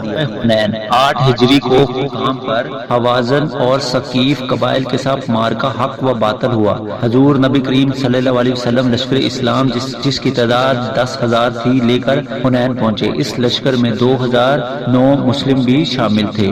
اسلام کی اس جاؤ و جلال کو دیکھ کر چند صحابہ کرام رضی اللہ تعالیٰ عنہ کی زبان سے نکلا کہ آج بلا ہم پر کون کا غالب آ سکتا ہے۔ اللہ کو یہ گروہ پسند نہ آیا اور حوازن اور ثقیف قبائل کے تیر اندازوں نے تیروں کی بارش کر دی، جس سے 2009 مسلم میدان جنگ سے بھاگ گئے۔ چنانچہ اس بغدر کو دیکھ کر دیگر مہاجرین کی پاؤں بھی اکھڑ گئے اور وہ میدان جنگ سے فرار ہو گئے۔ حضور نبی کریم صلی اللہ علیہ وسلم نے جب دیکھا تو تیروں کی بارش ہو رہی تھی اور سوائے چند جانثاروں کے کوئی بھی میدان جنگ میں موجود نہ تھا۔ جن صحابہ کرام رضی اللہ تعالیٰ عنہ نے اس موقع پر استقامت دکھائی ان میں حضرت سیدنا عمر فاروق رضی اللہ تعالیٰ عنہ بھی موجود تھے، جو حضور نبی کریم صلی اللہ علیہ وسلم کے گرد ڈال بن کر کھڑے تھے۔ حضور نبی کریم صلی اللہ علیہ وسلم نے اپنے بھاگتے ہوئے لشکر کو پکارا تو تمام لشکر پلٹ پڑا اور دشمن پر ٹوٹ پڑا، حملے شروع کر دیے، جس سے حوازن اور ثقیف قبائل میدان جنگ چھوڑ کر بھاگ گئے اور انہیں بھاری جانی و مالی نقصان اٹھانا پڑا۔ اس غزوہ میں مال غنیمت کثیر تعداد میں مسلمانوں کے ہاتھ آیا۔ غزوہ طائف، غزوہ حنین میں شکست کھانے والے حوازن اور ثقیف قبائل کے سپاہی اوطاس میں جا کر پناہ گزین ہو گئے اور کچھ نے طائف میں پناہ حاصل کر لی۔ کفار کو مکمل طور پر شکست فاش کرنے کے لیے ضروری تھا کہ ان کو اوتاس اور طائف میں بھی جا کر خاتمہ کیا جائے تاکہ ملک عرب سے جہالت اور کفر کا خاتمہ ہو۔ حضور نبی کریم صلی اللہ علیہ وسلم نے حضرت ابو عمر رضی اللہ تعالیٰ عنہ کی قیادت میں ایک دستہ اوتاس روانہ کیا جس نے وہاں پر موجود کفار کو شکست فاش سے دوچار کیا اور بہت سا مال غنیمت ان کے ہاتھ آیا۔ اس مارکے میں لشکر اسلام کے سپہ سالار حضرت ابو عامر رضی اللہ تعالیٰ عنہ شہید ہو گئے۔ اوتاس کی فتح کے بعد حضور نبی کریم صلی اللہ علیہ وسلم نے صحابہ کرام رضی اللہ تعالیٰ عنہ کے ایک لشکر کو اپنے ساتھ لیا اور طائف کا محاصرہ کر لیا جو 18 دن تک جاری رہا ہے۔ روایت میں موجود ہے کہ حضرت عثمان رضی اللہ تعالیٰ عنہ کی بیوی غزوہ تبوک 9 ہجری میں غزوہ تبوک کا واقعہ پیش ہے۔ حضور نبی کریم صلی اللہ علیہ وسلم کو اطلاع ملی کہ ملک شام کے رومی مسلمانوں پر حملہ کرنے کی تیاری کر رہے ہیں، چنانچہ آپ صلی اللہ علیہ وسلم بھی 30,000 صحابہ کرام رضی اللہ تعالیٰ عنہ کے لشکر کے ہمراہ مدینہ منورہ سے روانہ ہوئے اور تبوک کے مقام پر پڑاؤ ڈالا۔ کچھ دنوں بعد معلوم ہوا کہ حضور نبی کریم صلی اللہ علیہ وسلم کو جو اطلاع دی گئی تھی وہ غلط تھی۔ آپ صلی اللہ علیہ وسلم نے حضرت سیدنا عمر فاروق رضی اللہ تعالیٰ عنہ سے مشورہ کیا تو حضرت سیدنا عمر فاروق رضی اللہ تعالیٰ عنہ نے عرض کیا، یا رسول اللہ صلی اللہ علیہ وسلم، رومی بادشاہ کے پاس بے شمار فوج ہے اور سامان جنگ بھی بے شمار ہے، اس لیے ہمیں یہ مہم آئندہ دنوں کے لیے رکھ دینی چاہیے۔ چنانچہ حضور نبی کریم صلی اللہ علیہ وسلم حضرت سیدنا عمر فاروق رضی اللہ تعالیٰ عنہ کے مشورے پر لشکر اسلام کے ہمراہ واپس مدینہ منورہ تشریف لے آئے۔ صلح حدیبیہ یکم ذی الحج 6 ہجری میں حضور نبی کریم صلی اللہ علیہ وسلم کم و بیش 1400 صحابہ کرام رضی اللہ تعالیٰ عنہ کے ہمراہ مکہ مکرمہ عمرے پہ روانہ ہوئے۔ آپ صلی اللہ علیہ وسلم نے حدیبیہ کے مقام پر جو مکہ مکرمہ سے 12 میل کے فاصلے پر واقع ہے صحابہ کرام رضی اللہ تعالیٰ عنہ کے ہمراہ کا قیام فرمایا۔ حضرت سیدنا عمر فاروق رضی اللہ تعالیٰ عنہ نے حضرت سیدنا عثمان غنی رضی اللہ تعالیٰ عنہ کو نمائندہ بنا کر مکہ مکرمہ بھیجنے کا مشورہ دیا جسے حضور نبی کریم صلی اللہ علیہ وسلم نے قبول فرما لیا اور حضرت سیدنا عثمان غنی رضی اللہ تعالیٰ عنہ کو مکہ مکرمہ روانہ کیا کہ وہ سردارانہ مکہ سے جا کر ملے، انہیں بتایا کہ ہم صرف عمرے کی نیت سے آئے ہیں۔ حضرت سیدنا عثمان غنی رضی اللہ تعالیٰ عنہ جب مکہ مکرمہ پہنچے تو سرداران مکہ نے آپ رضی اللہ تعالیٰ عنہ کو قید کر دیا اور لشکر اسلام نے یہ افواہ پھیلا دی کہ حضرت سیدنا عثمان غنی رضی اللہ تعالیٰ عنہ کو شہید کر دیا گیا ہے۔ حضور نبی کریم صلی اللہ علیہ وسلم نے تمام صحابہ کرام رضی اللہ تعالیٰ عنہ کو اٹھا فرمایا اور سب سے حضرت سیدنا عثمان غنی رضی اللہ تعالیٰ عنہ کی شہادت کا بدلہ لینے کی بیعت لی اور حضرت سیدنا عثمان غنی رضی اللہ تعالیٰ عنہ کی جانب سے اپنا دوسرا ہاتھ اس بیعت میں شامل کیا۔ تاریخ میں حضور نبی کریم صلی اللہ علیہ وسلم اور صحابہ کرام رضی اللہ تعالیٰ عنہ کی اس بیعت کو بیعت رضوان کے نام سے یاد کیا جاتا ہے۔ بحقیق میں حضرت عبداللہ بن عمر رضی اللہ تعالیٰ عنہ سے منقول ہے کہ میرے والد حضرت سیدنا عمر فاروق رضی اللہ تعالیٰ عنہ نے مجھے ایک انصاری سے گھوڑا لینے کے لیے بھیجا۔ میں جب گھوڑا لینے کے لیے نکلا تو میں نے دیکھا کہ حضور نبی کریم صلی اللہ علیہ وسلم صحابہ کرام رضی اللہ تعالیٰ عنہ کو بیعت کے لیے جمع کر رہے ہیں۔ میں نے حضور نبی کریم صلی اللہ علیہ وسلم کی بیعت کی اور آ کر اپنے والد کو اس بیعت کی اطلاع دی۔ والد محترم حضرت سیدنا عمر فاروق رضی اللہ تعالیٰ عنہ فوراً پہنچے اور انہوں نے حضور نبی کریم صلی اللہ علیہ وسلم سے دست حق پر بیعت فرمائی۔ مشرکین مکہ کو جب مسلمانوں کی اس بیعت کی خبر ہوئی تو انہوں نے گھبرا کر حضرت سیدنا عثمان غنی رضی اللہ تعالیٰ عنہ کو چھوڑ دیا اور اپنا ایک وفد صلح کے لیے حدیبیہ کے مقام پر بھیجا۔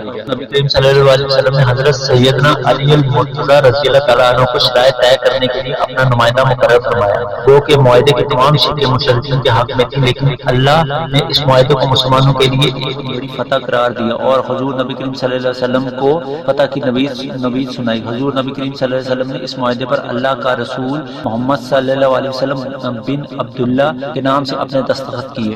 سیدنا عمر فاروق رضی اللہ تعالیٰ عنہ سے منقول ہے کہ صلح حدیبیہ کے بعد حضور نبی کریم صلی اللہ علیہ وسلم کی خدمت میں حاضر ہوا اور عرض کیا، یا رسول اللہ صلی اللہ علیہ وسلم، کیا آپ صلی اللہ علیہ وسلم اللہ کے سچے نبی نہیں؟ آپ صلی اللہ علیہ وسلم نے فرمایا، عمر رضی اللہ تعالیٰ عنہ، میں اللہ کا سچی نبی ہوں۔ میں نے عرض کیا، کیا ہم حق پر اور کفار باطل پر نہیں؟ آپ صلی اللہ علیہ وسلم نے فرمایا، ہاں بے شک ہم حق پر ہیں اور وہ باطل پر ہیں۔ میں نے عرض کیا، پھر آپ صلی اللہ علیہ وسلم نے دین کے معاملے میں ہم پر یہ ذلت کیوں گوارا کی؟ آپ صلی اللہ علیہ وسلم نے فرمایا، میں اللہ کا رسول ہوں اور میں اللہ کی نافرمانی نہیں کر سکتا، وہ میری مدد ضرور فرمائے گا۔ اب میں نے عرض کیا، یا رسول اللہ صلی اللہ علیہ وسلم، کیا آپ صلی اللہ علیہ وسلم نہیں فرماتے کہ ہم بیت اللہ کا طواف کریں گے؟ آپ صلی اللہ علیہ وسلم نے فرمایا، فرمایا کیا میں نے تمہیں یہ کہا تھا کہ ہم اس سال طواف کریں گے؟ میں نے عرض کیا کہ نہیں، تو آپ صلی اللہ علیہ وسلم نے فرمایا انشاءاللہ تم ضرور بیت اللہ شریف کا طواف کرو گے۔ حضرت سیدنا عمر فاروق رضی اللہ تعالیٰ فرماتے ہیں پھر میں حضرت سیدنا ابو بکر صدیق رضی اللہ تعالیٰ عنہ کے پاس تشریف لے گیا اور ان سے وہی سوال پوچھے جو میں نے نبی کریم صلی اللہ علیہ وسلم سے پوچھے تھے۔ حضرت سیدنا ابو بکر صدیق رضی اللہ تعالیٰ عنہ نے مجھ سے فرمایا عمر رضی اللہ تعالیٰ عنہ یاد رکھو حضور نبی کریم صلی اللہ علیہ وسلم اللہ کے بندے اور رسول ہیں، وہ اللہ کی نافرمانی نہیں کرتے، تم بھی ان کا دامن پکڑے رکھو، حضور نبی کریم صلی اللہ علیہ وسلم حق پر ہے۔ حضرت سیدنا عمر فاروق رضی اللہ تعالیٰ عنہ فرماتے ہیں کہ مجھے اپنی اس غلطی پر نہایت شرمندگی ہوئی اور میں نے اس کے ازالے کے لیے بہت سے اعمال کیے اور صدقہ خیرات کرتا رہا، روزے رکھتا رہا، اللہ سے کثرت کے ساتھ توبہ استغفار کرتا رہا، یہاں تک کہ مجھے اللہ سے خیر کی امید ہو گئی۔ صلح حدیبیہ میں حضور نبی کریم صلی اللہ علیہ وسلم اور دیگر اکابرین صحابہ کرام رضی اللہ تعالیٰ عنہ کے علاوہ حضرت سیدنا عمر فاروق رضی اللہ تعالیٰ عنہ نے بھی بطور گواہ دستخط کیے۔ معاہدہ حدیبیہ کے بعد جب حضور نبی کریم صلی اللہ علیہ وسلم صحابہ کرام رضی اللہ تعالیٰ عنہ کی جماعت کے ہمراہ واپس مدینہ منورہ روانہ ہوئے تو اللہ نے آپ صلی اللہ علیہ وسلم کی جانب سورۃ فتح نازل فرمائی جس میں آپ صلی اللہ علیہ وسلم کو فتح کی بشارت دی گئی۔ آپ صلی اللہ علیہ وسلم نے حضرت سیدنا عمر فاروق رضی اللہ تعالیٰ عنہ کو بلا کر اللہ کی جانب سے فتح کی خوشخبری سنائی اور پھر حضور نبی کریم صلی اللہ علیہ وسلم نے سورۃ فتح کی تلاوت فرمائی۔ فتح مکہ رمضان المبارک 8 ہجری میں حضور نبی کریم صلی اللہ علیہ وسلم جو کہ 8 برس پہلے مکہ مکرمہ سے چھپ کر مدینہ منورہ کی جانب ہجرت کر گئے تھے، اس شان سے داخل ہوئے کہ 10,000 کا ایک عظیم لشکر آپ صلی اللہ علیہ وسلم کے ہمراہ تھا۔ مشرکین مکہ نے معاہدہ حدیبیہ کے بارے میں عہد شکنی کی اور مسلمانوں کے حلیف قبیلے بنی غزالہ کے مقابلے میں بنی بکر کی مدد کی جس سے بنی غزالہ کو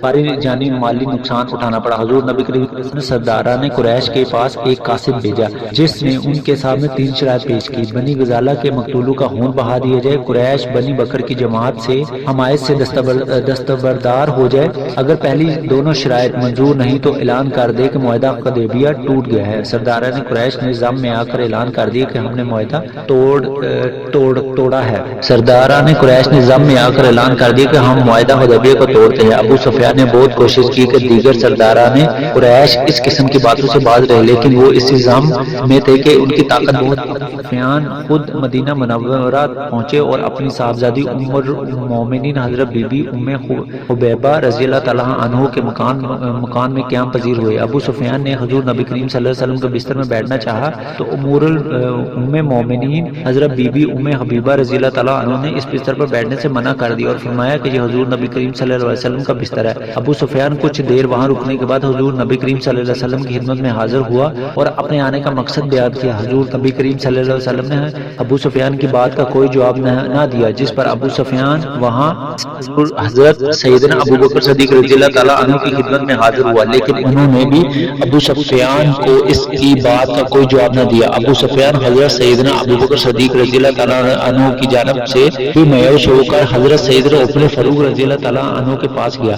آپ رضی اللہ تعالیٰ عنہ نے ابو سفیان سے فرمایا کہ میں تمہاری حضور نبی کریم صلی اللہ علیہ وسلم سے کبھی سفارش نہ کروں گا بلکہ اگر مجھے معمولی سی بھی طاقت مل جائے تو میں تمہارے خلاف جہاد کروں گا۔ جب ابو سفیان ہر جانب سے مایوس ہو گیا تو واپس مکہ مکرمہ لوٹ گیا تو حضور نبی کریم صلی اللہ علیہ وسلم نے صحابہ کرام رضی اللہ تعالیٰ عنہ کو جنگ کی تیاری کا حکم دیا اور اس مقصد کے لیے اپنے تمام حلیف قبائل کو بھی اطلاع بھجوا دی۔ لشکر اسلام حضور نبی کریم صلی اللہ علیہ وسلم کی قیادت میں مکہ مکرمہ کے گرد خیمہ زن ہوا۔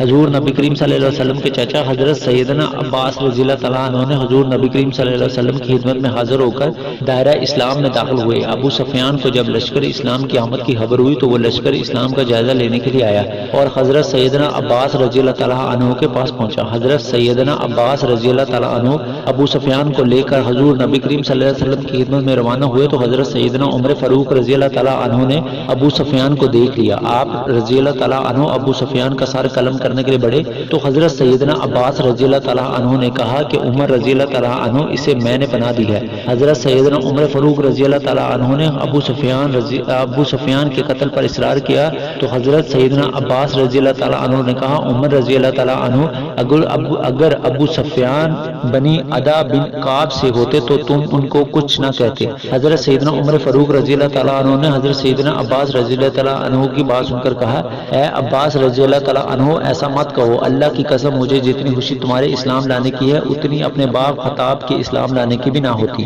پھر حضرت سیدنا عباس رضی اللہ تعالیٰ عنہ کی تحریک پر ابو سفیان نے اسلام قبول کیا اور دار اسلام میں داخل ہو گئے۔ حضور نبی کریم صلی اللہ علیہ وسلم اس شان سے مکہ مکرمہ میں داخل ہوئے کہ سوائے ایک واقعے کے کہیں بھی قتال کی ضرورت پیش نہ آئی۔ حضور نبی کریم صلی اللہ علیہ وسلم نے عام معافی کا اعلان کرتے ہوئے فرمایا کہ جو شخص بیت اللہ شریف میں داخل ہو گیا اس کو امان ہے، جو شخص ابو سفیان کے گھر میں داخل ہو گیا اسے امان ہے، اور جس شخص نے اپنے گھر کا دروازہ بند کر دیا اسے بھی امان ہے۔ اس کے بعد حضور نبی کریم صلی اللہ علیہ وسلم بیت اللہ شریف میں داخل ہوئے اور بیت اللہ شریف کا طواف کیا اور اسے بتوں سے پاک کیا اور 2 رکعت نماز ادا کی۔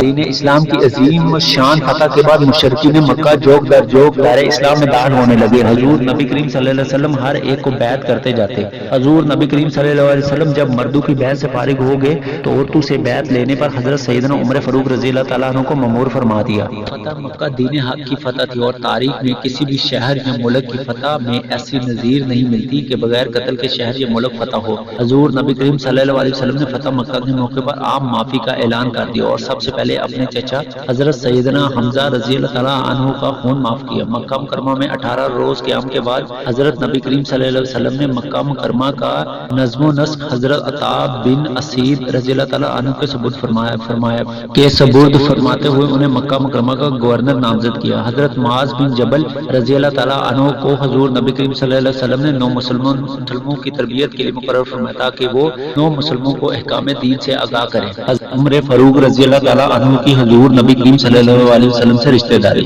حضرت سیدنا عمر فاروق رضی اللہ تعالیٰ عنہ رشتے میں حضور نبی کریم صلی اللہ علیہ وسلم کے سسر تھے۔ آپ رضی اللہ تعالیٰ عنہ کی صاحبزادی حضرت ام حفصہ رضی اللہ تعالیٰ عنہ کا نکاح حضور نبی کریم صلی اللہ علیہ وسلم سے ہوا تھا۔ حضرت ابن عمر رضی اللہ تعالیٰ عنہ سے مروی ہے کہ جب میری بہن امیر الام حضرت ام حفصہ رضی اللہ تعالیٰ عنہ اور وصال کے بعد بیوہ ہوئی تو والد بزرگوں حضرت سیدنا عمر فاروق رضی اللہ تعالیٰ عنہ حضرت سیدنا عثمان غنی رضی اللہ تعالیٰ عنہ سے ملے اور ان سے کہا کہ اگر تم چاہو تو میں تمہارا نکاح حفصہ رضی اللہ تعالیٰ عنہ سے کر دوں۔ حضرت سیدنا عثمان غنی رضی اللہ تعالیٰ عنہ نے حضرت سیدنا عمر فاروق رضی اللہ تعالیٰ عنہ سے جواباً فرمایا کہ مجھے اس معاملے میں غور کرنے دو۔ جب کچھ دن گزرنے کے بعد حضرت سیدنا عمر فاروق رضی اللہ تعالیٰ عنہ نے حضرت سیدنا عثمان غنی رضی اللہ تعالیٰ عنہ سے اس معاملے میں دریافت کیا تو انہوں نے انکار کر دیا۔ حضرت سیدنا عمر فاروق رضی اللہ تعالیٰ عنہ نے حضرت سیدنا عثمان غنی رضی اللہ تعالیٰ عنہ کے انکار کے بعد حضرت سیدنا ابو بکر صدیق رضی اللہ تعالیٰ عنہ سے اس معاملے میں بات کی تو انہوں نے کہا کہ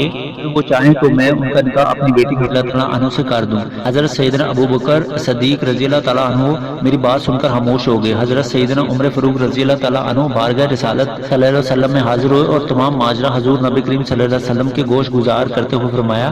حضرت سیدنا عثمان غنی رضی اللہ تعالیٰ عنہ کی شکایت کی۔ حضور نبی کریم صلی اللہ علیہ وسلم نے فرمایا عمر رضی اللہ تعالیٰ عنہ تم فکر مند نہ ہو، حفصہ رضی اللہ تعالیٰ عنہ عثمان رضی اللہ تعالیٰ عنہ سے بہتر آدمی سے نکاح کرے گی اور عثمان رضی اللہ تعالیٰ عنہ حفصہ رضی اللہ تعالیٰ عنہ سے بہتر عورت سے نکاح کرے گا۔ چنانچہ کچھ عرصے کے بعد حضرت ام حفصہ رضی اللہ تعالیٰ عنہ کا نکاح حضرت نبی کریم صلی اللہ علیہ وسلم سے ہوا اور حضرت عثمان غنی رضی اللہ تعالیٰ عنہ کا حضور نبی صلی اللہ علیہ وسلم کی دوسری صاحبزادی حضرت بی بی رقیہ رضی اللہ تعالیٰ عنہ سے ہوا۔ عمر فاروق رضی اللہ تعالیٰ عنہ نے ایک مرتبہ حضرت سیدنا ابو بکر صدیق رضی اللہ تعالیٰ عنہ سے اپنی صاحبزادی ام المومنین حضرت ام حفصہ رضی اللہ تعالیٰ عنہ سے نکاح نہ کرنے کا متعلق حضرت سیدنا ابو بکر صدیق رضی اللہ تعالیٰ عنہ نے فرمایا کہ حضور نبی کریم صلی اللہ علیہ وسلم نے میرے سامنے حضرت حفصہ رضی اللہ تعالیٰ عنہ کو تذکرہ کیا تھا جس کی وجہ سے میں نے تمہیں انکار کر دیا۔ حضور نبی کریم صلی اللہ علیہ وسلم کا راز افشا نہیں کرنا چاہتا تھا اس لیے تمہیں اس بارے میں نہ بتایا۔ حضور نبی کریم صلی اللہ علیہ وسلم حضرت حفصہ رضی اللہ تعالیٰ عنہ سے نکاح نہ کرتے تو پھر میں ضرور ان سے نکاح کرتا۔ صلی اللہ علیہ وسلم کا وصال اور کیفیت حضرت سیدنا عمر فاروق رضی اللہ تعالیٰ عنہ ذی الحج 10 ہجری کو حضور نبی کریم صلی اللہ علیہ وسلم صحابہ کرام رضی اللہ تعالیٰ عنہ کے ایک عظیم عالی شان لشکر کے ہمراہ مکہ مکرمہ حج کی نیت سے گئے۔ یہ حضور نبی کریم صلی اللہ علیہ وسلم کا آخری حج تھا۔ حضرت سیدنا عمر رضی اللہ تعالیٰ عنہ بھی اس سفر میں حضور نبی کریم صلی اللہ علیہ وسلم کے ہمراہ تھے اور ایک محافظ کی طرح ہر وقت حضور نبی کریم صلی اللہ علیہ وسلم کے ساتھ رہے۔ حضور نبی کریم صلی اللہ علیہ وسلم نے حج کے موقع پر خطبہ دیتے ہوئے اس بات کا اندیہ دیا کہ وہ اگلے سال دوبارہ یہاں موجود نہ ہوں گے اور وہی کا سلسلہ بھی حجۃ الوداع کے موقع پر اختتام پذیر ہوا۔ ربیع الاول 11 ہجری حضور نبی کریم صلی اللہ علیہ وسلم کچھ عرصہ علالت کے بعد وصال فرما گئے۔ حضور نبی کریم صلی اللہ علیہ وسلم کے وصال پر تمام صحابہ کرام رضی اللہ تعالیٰ عنہ کی حالت نہایت شکستہ تھی۔ حضرت سیدنا عمر فاروق رضی اللہ تعالیٰ عنہ کی کیفیت تو یہ تھی کہ آپ رضی اللہ تعالیٰ عنہ نے تلوار نیام سے نکال کر با آواز بلند اعلان کر دیا کہ اگر کسی نے کہا کہ حضور نبی کریم صلی اللہ علیہ وسلم وصال فرما گئے ہیں تو میں اس کا سر قلم کر دوں گا۔ حضرت نبی کریم صلی اللہ علیہ وسلم حضرت موسیٰ علیہ السلام کی طرح اللہ عز و جل سے ملاقات کے لیے گئے ہیں اور جلد ہمارے درمیان واپس لوٹ آئیں گے۔ حضرت سیدنا ابو بکر صدیق رضی اللہ تعالیٰ عنہ جو کہ اس وقت مدینہ منورہ سے باہر تھے، انہیں جب حضور نبی کریم صلی اللہ علیہ وسلم کے وصال کا پتہ چلا تو فوراً ام المومنین حضرت عائشہ صدیقہ رضی اللہ تعالیٰ عنہ کو حجرے میں حضور نبی کریم صلی اللہ علیہ وسلم کو بوسہ دیا اور درود و سلام پیش کیا۔ اس کے بعد آپ رضی اللہ تعالیٰ عنہ حجرہ مبارک سے باہر تشریف لائے اور مجمع عام کو مخاطب کرتے ہوئے آیت پڑھی ترجمہ، اور محمد صلی اللہ علیہ وسلم اللہ کے رسول ہے اور اس سے قبل بھی کئی رسول گزر چکے ہیں، تو کیا اگر محمد صلی اللہ علیہ وسلم وصال پا جائے یا قتل کر دیے جائے تو کیا تم الٹے قدموں پھر جاؤ گے؟ اور جو الٹے پاؤں پھر جائیں گے وہ اللہ کا ذرا برابر نقصان نہیں کرے گا، اور اللہ تعالیٰ بہت جلد شکر کرنے والوں کو نیک اجر دینے والا ہے۔ ایک ابو بکر صدیق رضی اللہ تعالیٰ عنہ سے خطبہ دیتے ہوئے ارشاد فرمایا کہ اگر کوئی محمد رسول اللہ صلی اللہ علیہ وسلم کی عبادت کرتا تھا تو وہ یہ جان لے کہ وہ اور جو اللہ کی عبادت کرتا تھا تو اسے یاد رکھنا چاہیے کہ اسے موت نہیں۔ حضرت سیدنا ابو بکر صدیق رضی اللہ تعالیٰ عنہ کو خطاب سن کر تمام صحابہ کرام رضی اللہ تعالیٰ عنہ تختے کی کفیے سے باہر آ گئے۔ حضرت سیدنا عمر فاروق رضی اللہ تعالیٰ عنہ نے تلوار پھینک دی اور زاروں کے تار رونا شروع کر دیا۔ سیدنا عمر فاروق رضی اللہ تعالیٰ عنہ حضرت سیدنا ابو بکر صدیق رضی اللہ تعالیٰ عنہ کی اس تقریر اور تلاوت کے بارے میں فرماتے ہیں کہ جس وقت حضرت سیدنا ابو بکر صدیق رضی اللہ تعالیٰ عنہ نے آیت مبارکہ تلاوت فرمائی تو ہم سب کو یوں محسوس ہو رہا تھا کہ یہ آیت ہم پہلی بار سن رہے ہیں، اور جس طریقے سے حضرت سیدنا ابو بکر صدیق رضی اللہ تعالیٰ عنہ نے ہمیں حضور نبی کریم صلی اللہ علیہ وسلم کے وصال کے بارے میں بتایا، ہم سب نے سمجھ لیا کہ حضور نبی کریم صلی اللہ علیہ وسلم وصال فرما گئے ہیں۔ صدیق اکبر رضی اللہ تعالیٰ عنہ حضور نبی کریم صلی اللہ علیہ وسلم کے وصال کے بعد حضرت سیدنا ابو بکر صدیق رضی اللہ تعالیٰ عنہ متفقہ طور پر خلیفہ منتخب ہوئے۔ حضرت سیدنا ابو بکر صدیق رضی اللہ تعالیٰ عنہ کو سیدنا عمر فاروق رضی اللہ تعالیٰ عنہ خلیفہ نامزد کیا، اور سب سے پہلے بیعت کی سعادت بھی حضرت سیدنا عمر فاروق رضی اللہ تعالیٰ عنہ نے حاصل کی۔ حضرت سیدنا عمر فاروق رضی اللہ تعالیٰ عنہ نے حضرت سیدنا ابو بکر صدیق رضی اللہ تعالیٰ عنہ کو ان کے بلند مراتب اور صحابہ کرام رضی اللہ تعالیٰ عنہ میں سب سے متحرم ہونے کی وجہ سے خلیفہ نامزد کیا۔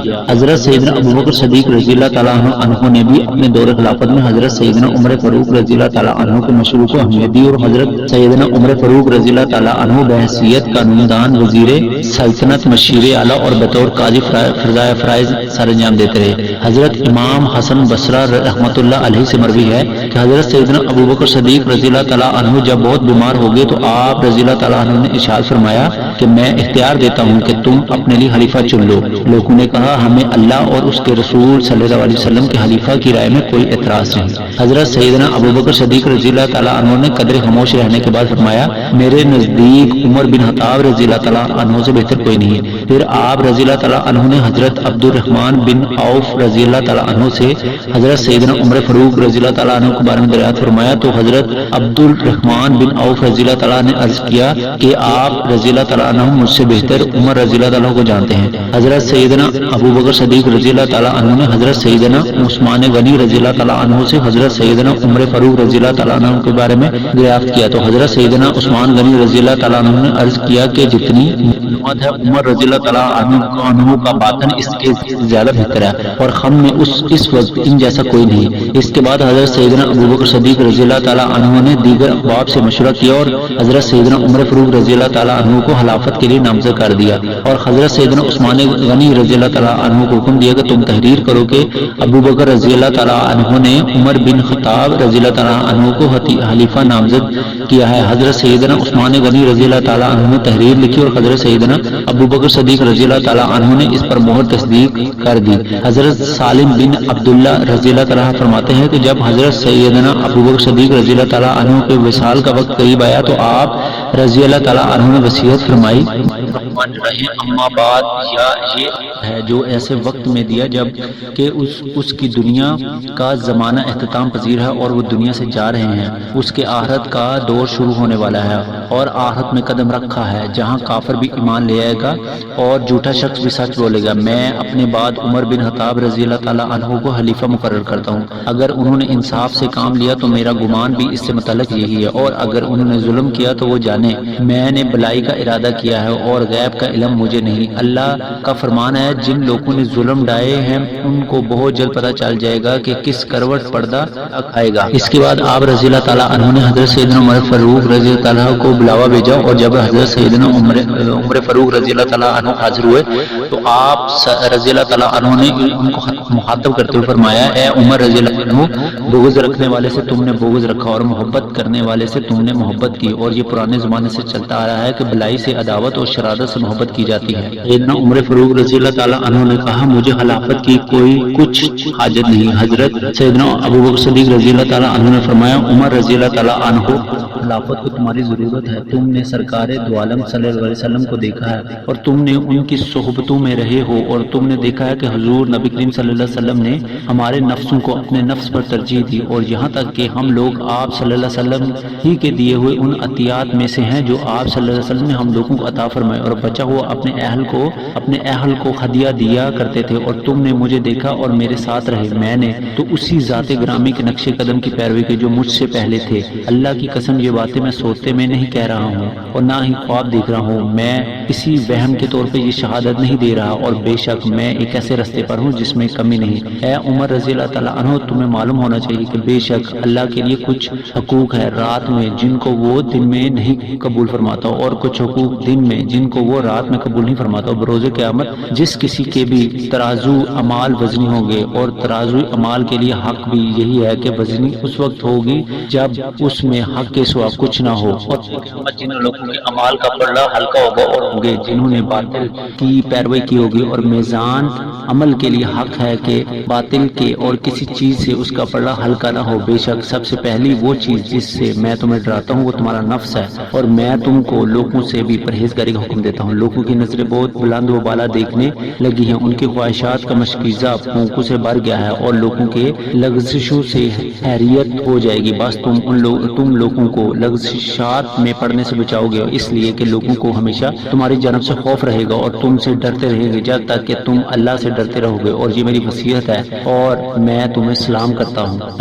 حضرت سیدنا عمر فاروق رضی اللہ تعالیٰ عنہ، حضرت سیدنا ابوبکر صدیق رضی اللہ تعالیٰ عنہ نے 21 جمادی الثانی 13 کوچ فرمایا۔ حضرت سیدنا ابوبکر صدیق رضی اللہ تعالیٰ عنہ کے وصال کے وقت حسب وصیت حضرت سیدنا عمر فاروق رضی اللہ تعالیٰ عنہ نے منصب خلافت سنبھالا اور تاریخ اسلام میں دوسرے خلیفہ بنے۔ حضرت سیدنا عمر فاروق رضی اللہ تعالیٰ عنہ کو بطور خلیفہ نامزد کی وصیت حضرت سیدنا عثمان غنی رضی اللہ تعالیٰ عنہ نے مجمع عام میں پڑھی۔ ام مومنین حضرت عائشہ صدیقہ رضی اللہ تعالیٰ عنہ سے مروی ہے کہ حضرت سیدنا ابوبکر صدیق رضی اللہ تعالیٰ عنہ کے وصال کا وقت قریب آیا تو آپ رضی اللہ تعالیٰ عنہ سے حضرت سیدنا عمر فاروق رضی اللہ تعالیٰ عنہ کو بطور خلیفہ نامزد کیا۔ سیدنا علی رضی اللہ تعالیٰ عنہ، حضرت طٰہٰ رضی اللہ عنہ اس وقت سیدنا ابوبکر صدیق رضی اللہ تعالیٰ عنہ کے پاس تشریف لائے اور دریافت کیا کہ آپ رضی اللہ تعالیٰ عنہ نے کس کو خلیفہ نامزد کیا ہے۔ آپ رضی اللہ تعالیٰ عنہ نے جواب دیا کہ میں نے عمر رضی اللہ تعالیٰ عنہ کو خلیفہ نامزد کیا ہے۔ دونوں حضرات نے بیک وقت پوچھا آپ رضی اللہ تعالیٰ عنہ اپنے رب کو کیا جواب دیں گے؟ فرمایا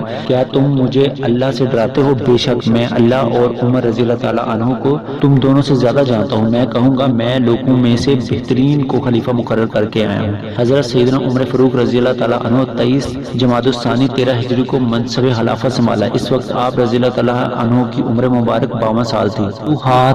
حضرت سیدنا عمر فاروق رضی اللہ تعالیٰ عنہ نے جب خلافت کا منصب سنبھالا تو سب سے پہلے فوجی معاملات اور عراق کی مہم کی جانب اپنی توجہ مبذول فرمائی، اور حضرت خالد بن ولید رضی اللہ تعالیٰ عنہ کو کمانڈر ان چیف کے عہدے سے ہٹا کر حضرت ابو عبیدہ بن الجراح رضی اللہ تعالیٰ عنہ کو کمانڈر ان چیف مقرر کیا۔ تاریخ اسلام میں کوئی بھی شخص حضرت سیدنا عمر فاروق رضی اللہ تعالیٰ عنہ کے پائے کا فاتح نہیں ہوا۔ آپ رضی اللہ تعالیٰ عنہ کی فتوحات کا اندازہ اس بات سے لگایا جا سکتا ہے کہ آپ رضی اللہ تعالیٰ عنہ کے دور خلافت میں 3600 علاقے فتح ہوئے، 900 جامع مسجد کی تعمیر ہوئی اور 4000 عام مساجد تعمیر ہوئی۔ آپ رضی اللہ تعالیٰ عنہ کے دور خلافت کے متفقہ علاقوں کا کل رقبہ 22 لاکھ مربع میل ہے جو آپ نے فتح کیے۔ عراق کی فتح۔ عراق پر ایران کے ساسانی خاندان کی حکمرانی تھی۔ حضرت سیدنا ابوبکر صدیق رضی اللہ تعالیٰ عنہ کے دور خلافت میں عراق و فتوحات کا سلسلہ شروع ہو چکا تھا اور عراق کے تمام سرحدی علاقے حضرت سیدنا ابوبکر صدیق رضی اللہ تعالیٰ عنہ کے دور خلافت میں فتح ہو چکے تھے۔ پھر حضرت سیدنا ابوبکر صدیق رضی اللہ تعالیٰ عنہ نے حضرت خالد بن ولید رضی اللہ تعالیٰ عنہ کو ملک شام کی مہم پر بھیج دیا، جس سے عراق میں فتوحات کا سلسلہ رک گیا۔ حضرت سیدنا عمر فاروق رضی اللہ تعالیٰ عنہ نے خلیفہ منتخب ہونے کے بعد اپنی پہلی توجہ عراق کی مہم کی جانب مرکوز فرمائی۔ حضرت سیدنا عمر فاروق رضی اللہ تعالیٰ عنہ نے جب خلافت کی ذمہ داری سنبھالی تو چہار جانب سے مسلمان جوگ در جوگ بیعت کے لیے حاضر ہونے لگے۔ آپ رضی اللہ تعالیٰ عنہ نے اس موقع کو مناسب سمجھتے ہوئے لوگوں کو عراق جہاد کی ترغیب دی۔ حضرت مسنا بن حارثہ رضی اللہ تعالیٰ عنہ نے آپ رضی اللہ تعالیٰ عنہ کی تائید کرتے ہوئے تقریر کی کہ عراق پر اہل ایران کا قبضہ ہے اور میں نے ان مجاسموں سے مقابلہ کر کے دیکھا ہے، وہ میدان جنگ میں ثابت قدم نہیں رہتے اور تم سب جانتے ہو کہ عراق کے تمام سرحدی علاقے ہمارے قبضے میں ہیں۔ حضرت مسنا بن حارثہ رضی اللہ تعالیٰ عنہ کی تقریر کے بعد لوگ جوگ در جوگ فوج میں شامل ہونے لگے۔ حضرت سیدنا عمر فاروق رضی اللہ تعالیٰ عنہ نے 5000 سپاہیوں کا ایک دستہ تیار کیا اور حضرت ابو عبیدہ رضی اللہ تعالیٰ عنہ کو اس دستے کا سالار مقرر کیا۔ ساسانی خاندان کی سربراہ ایک عورت قرآن دخت تھی جو فارس کے متوقع کمسن حکمران کی وجہ سے تخت نشین تھی۔ اس عورت قرآن تخت نے رستم کو وزیر دفاع مقرر کیا ہوا تھا، جو اس وقت اہل عجم میں سب سے بہادر، دلیر اور جنگی معاملات میں بہادر تھا۔ رستم کو جب لشکر اسلام کی آمد کی خبر ہوئی تو اس نے ایک بڑی فوج تیار کی اور اس پر جابان کو سپہ سالار مقرر کی، جو کہ عراق کا ایک نامور رئیس تھا اور عربوں کے محالفین میں شمار ہوتا تھا۔ حق اور باطل کے درمیان پہلا ٹکراؤ نمرق کے مقام پر ہوا۔ اسلامی لشکر جو کہ تعداد میں ایرانی لشکر سے کم تھا مگر جہاد کے جذبے سے سرشار تھا، لشکر اسلام نے کم تعداد میں ہونے کے باوجود ایرانیوں پر ڈٹ کر مقابلہ کیا اور انہیں شکست فاش سے دوچار کیا۔ ایرانی فوج کی شکست کی خبر سن کر رستم پریشان ہو گیا۔ اس نے فوری طور پر بہمن جادویہ کو 3000 فوج اور 300 جنگی ہاتھیوں اور دیگر فوجی ساز و سامان کے ہمراہ روانہ ہوا۔ بہمن جادویہ اپنے اس لشکر کو لے کر مدائن سے روانہ ہوا اور راستے میں لوگوں کو عربوں کے خلاف بھڑکاتا ہوا اور اپنی فوج میں شامل کرتا ہوا دریائے فرات کے کنارے پڑاؤ ڈالا۔ حضرت ابو عبیدہ رضی اللہ تعالیٰ عنہ کا لشکر نمرق سے ہوتا ہوا سکاتیہ کے مقام پر پہنچا۔ ان کا مقابلہ نرسی کے لشکر سے مقابلہ ہوا۔ نرسی کا لشکر بھی لشکر اسلام سے تعداد میں زیادہ تھا مگر ایک گھمسان کے رن کے بعد لشکر اسلام نے نرسی کے لشکر کو بھی شکست فاش سے دوچار کیا۔ حضرت ابو عبیدہ رضی اللہ تعالیٰ عنہ لشکر اسلام کو لے کر دریائے فرات کے دوسرے کنارے پر پہنچے۔ حضرت ابو عبیدہ رضی اللہ تعالیٰ عنہ لشکر اسلام کے ہمراہ بے جگری اور دلیری سے لڑے یہاں تک کہ خود شہید ہو گئے۔ اس خونریز مارکے میں 6000 مجاہدین شہادت پر فائز ہوئے، ان کے بھی 6000 سپاہی جہنم وصول ہوئے۔ مسلمان کو اذیت کا سامنا کرنا پڑا۔ لشکر اسلام کی اس شکست کے بعد حضرت سیدنا عمر فاروق رضی اللہ تعالیٰ عنہ غضبناک ہو گیا۔ آپ رضی اللہ تعالیٰ عنہ نے ایرانیوں سے مقابلہ کرنے کے لیے تمام عرب کو ایرانی مجوسیوں کے خلاف لڑائی پر ابھارا۔ یوں مختلف قبائل سے جوگ در جوگ مدینہ منورہ پہنچنے لگے۔ حضرت سیدنا عمر فاروق رضی اللہ تعالیٰ عنہ نے حضرت جریر بجلی رضی اللہ تعالیٰ عنہ کی قیادت میں ایک لشکر عظیم روانہ کیا۔ حضرت مسنا بن حارثہ رضی اللہ تعالیٰ عنہ جو کہ سرحدی علاقوں میں موجود تھے، وہاں انہوں نے بھی سرحدی علاقوں سے ایک اور فوج ایرانیوں کو جب لشکر اسلام کی اثر نو حملہ جنگی تیاریوں کی خبر ملی تو انہوں نے بھی اپنے 12000 سپاہیوں پر مشتمل اسپیشل فوج مہران بن مہرویہ کی کمان میں دیگر سرحدی فوج کی مدد کے لیے روانہ کی۔ دریائے فرات کے کنارے کے مقام پر دونوں افواج کا آمنا سامنا ہوا۔ پورے کے بعد لشکر اسلام کی فتح ہوئی اور مہران بن مہرویہ میدان جنگ میں مارا گیا۔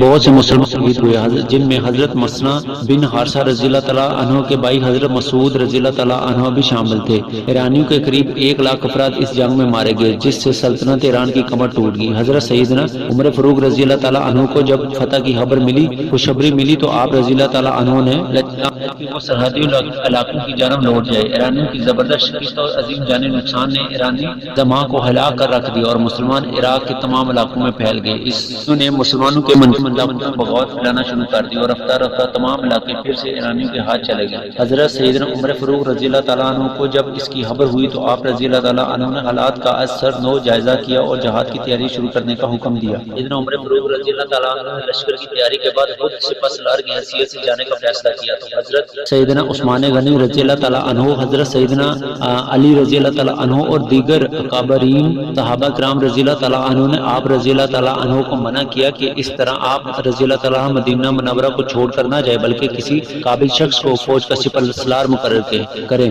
چنانچہ حضرت سیدنا عمر فاروق رضی اللہ تعالیٰ عنہ نے حضرت عبد الرحمن بن عوف رضی اللہ تعالیٰ عنہ کی تجویز پر حضرت سعد بن ابی وقاص رضی اللہ تعالیٰ عنہ کو لشکر اسلام کا سپہ سالار مقرر کیا۔ حضرت سعد بن ابی وقاص رضی اللہ تعالیٰ عنہ لشکر اسلام لے کر مدینہ منورہ سے سرحدی علاقے پہنچے، جہاں حضرت مسنہ بن حارثہ رضی اللہ تعالیٰ عنہ 8,000 کے لشکر کے ساتھ موجود تھے۔ ابھی حضرت سعد بن ابی وقاص رضی اللہ تعالیٰ عنہ کا وہاں پہنچا ہی تھا کہ حضرت مسنہ بن حارثہ رضی اللہ تعالیٰ عنہ وصال فرما گئے۔ حضرت سعد بن ابی وقاص رضی اللہ تعالیٰ عنہ نے لشکر اسلام کا جائزہ لیا تو ان کی فوج 30,000 سپاہیوں پر مشتمل تھی، جس میں 17 صحابہ بدر، 300 صحابی وہ جنہیں بیعت رضوان کی سعادت حاصل ہوئی تھی شامل تھے۔ حضرت سعد بن ابی وقاص رضی اللہ تعالیٰ عنہ لشکر اسلام کو لے کر قادسیہ کے مقام پر پہنچے۔ قادسیہ کوفہ سے حضرت سیدنا عمر رضی اللہ تعالیٰ عنہ کے حکم پر قادسیہ میں پڑاؤ ڈالا۔ قادسیہ کوفہ سے قریباً 60 کلومیٹر کے فاصلے پر واقع ہے، جہاں لشکر اسلام کو 2 ماہ تک ایرانی لشکر کا انتظار کرنا پڑا۔ لشکر کا سپہ سالار رستم 1,20,000 جنگجوؤں کو ایک عظیم الشان لشکر لے کر لشکر اسلام کے مقابلے میں نکلا۔ حضرت سیدنا عمر فاروق رضی اللہ تعالیٰ عنہ نے ایک تیز رفتار شخص حضرت سعد بن ابی وقاص رضی اللہ تعالیٰ عنہ کی جانب روانہ کیا اور انہیں ایرانیوں کے عظیم الشان لشکر کے بارے میں مطلع فرمایا اور ساتھ ہی انہیں حکم دیا کہ وہ جنگ شروع ہونے سے پہلے رستم کے پاس اپنا سفیر بھیجیں۔ حضرت سعد بن ابی وقاص رضی اللہ تعالیٰ عنہ نے اپنی فوج کے 14 جانساروں کو سفیر بنا کر بھیجا۔ ان سفیروں نے یزدگرد کے دربار میں اس طرح اس کے ساتھ گفت و شنید کی، لیکن کوئی نتیجہ برآمد نہ ہوا۔ سفارتکاروں کی ناکامی کے بعد لشکر اسلام نے ایک مرتبہ پھر جوش و خروش سے جنگ کی تیاری شروع کر دی۔ ایرانی فوج کا سپہ سالار رستم نے اپنی فوج کے ہمراہ لشکر اسلام کے سامنے ڈیرے ڈال دیے۔ رستم کی ابھی بھی کوشش تھی کہ معاملہ جنگ و جدال کے بغیر طے پایا جائے۔ اس مقصد کے لیے اس نے حضرت سعد بن ابی وقاص رضی اللہ تعالیٰ عنہ کی خدمت میں صلح کا پیغام بھیجا۔ حضرت سعد بن ابی وقاص رضی اللہ تعالیٰ عنہ نے حضرت ربا بن عامر رضی اللہ تعالیٰ عنہ کو سفیر بنا کر رستم کے پاس بھیجا، جنہوں نے رستم کو دعوت حق دی اور کہا کہ اگر وہ دعوت قبول نہیں کرتا تو جزیہ ادا کرے، اور اگر وہ جزیہ بھی ادا نہیں کرے گا تو پھر قتال ہوگا۔ حضرت ربا بن عامر رضی اللہ تعالیٰ عنہ کی بات سن کر رستم کی فوج میں سے کسی ایک نے آپ رضی اللہ تعالیٰ عنہ پر تیر چلایا، جسے آپ رضی اللہ تعالیٰ عنہ نے اپنی ڈال سے روک لیا۔ آپ رضی اللہ تعالیٰ عنہ نے رستم کو مخاطب کرتے ہوئے پھر فرمایا، اے رستم، تم نے کھانے پینے اور لباس کو بڑی عزت دے رکھی ہے، لیکن ہم ان چیزوں کو حقیر سمجھتے ہیں۔ اس کے بعد آپ رضی اللہ تعالیٰ عنہ واپس چلے گئے۔ حضرت ربا بن عامر رضی اللہ تعالیٰ عنہ نے واپس آ کر ساری صورتحال حضرت سعد بن ابی وقاص رضی اللہ عنہ کو بتائی۔ حضرت سعد بن ابی وقاص رضی اللہ تعالیٰ عنہ نے اسی طرح دو دفعہ دوبارہ قاصد بھیجے، لیکن رستم نے کی بات نہیں مانی اور پھر آپس میں جنگ سٹارٹ ہو گئی۔ مغیرہ رضی اللہ تعالیٰ عنہ کی واپسی کے بعد رستم نے اپنی فوج کو فوری تیاری کا حکم دیا۔ رستم کی فوج کی تیاریوں کا سن کر حضرت سعد بن ابی وقاص رضی اللہ تعالیٰ عنہ نے بھی اپنی فوج کو تیاری کا حکم دیا۔ لشکر اسلام نے نعرہ تکبیر بلند کر جنگ کا آغاز ہو گیا۔ انفرادی مقابلے کے بعد باقاعدہ جنگ شروع ہوئی اور گھمسان کا رن پڑا۔ لشکر اسلام نے مسلسل نعرہ تکبیر کی صدائیں بلند ہو رہی تھی۔ 3 روز تک میدان کا ذرہ گرم رہا اور بالآخر رستم کے قتل کے بعد ایرانی فوج نے ہمت ہار دی۔ لشکر اسلام نے اپنے تابڑ توڑ حملے اور بالآخر جل کی نصرت آن پہنچی اور ایرانیوں نے شکست تسلیم کر لی۔ اس معرکے میں بے شمار مالکین میں لشکر اسلام کے ہاتھ لگا۔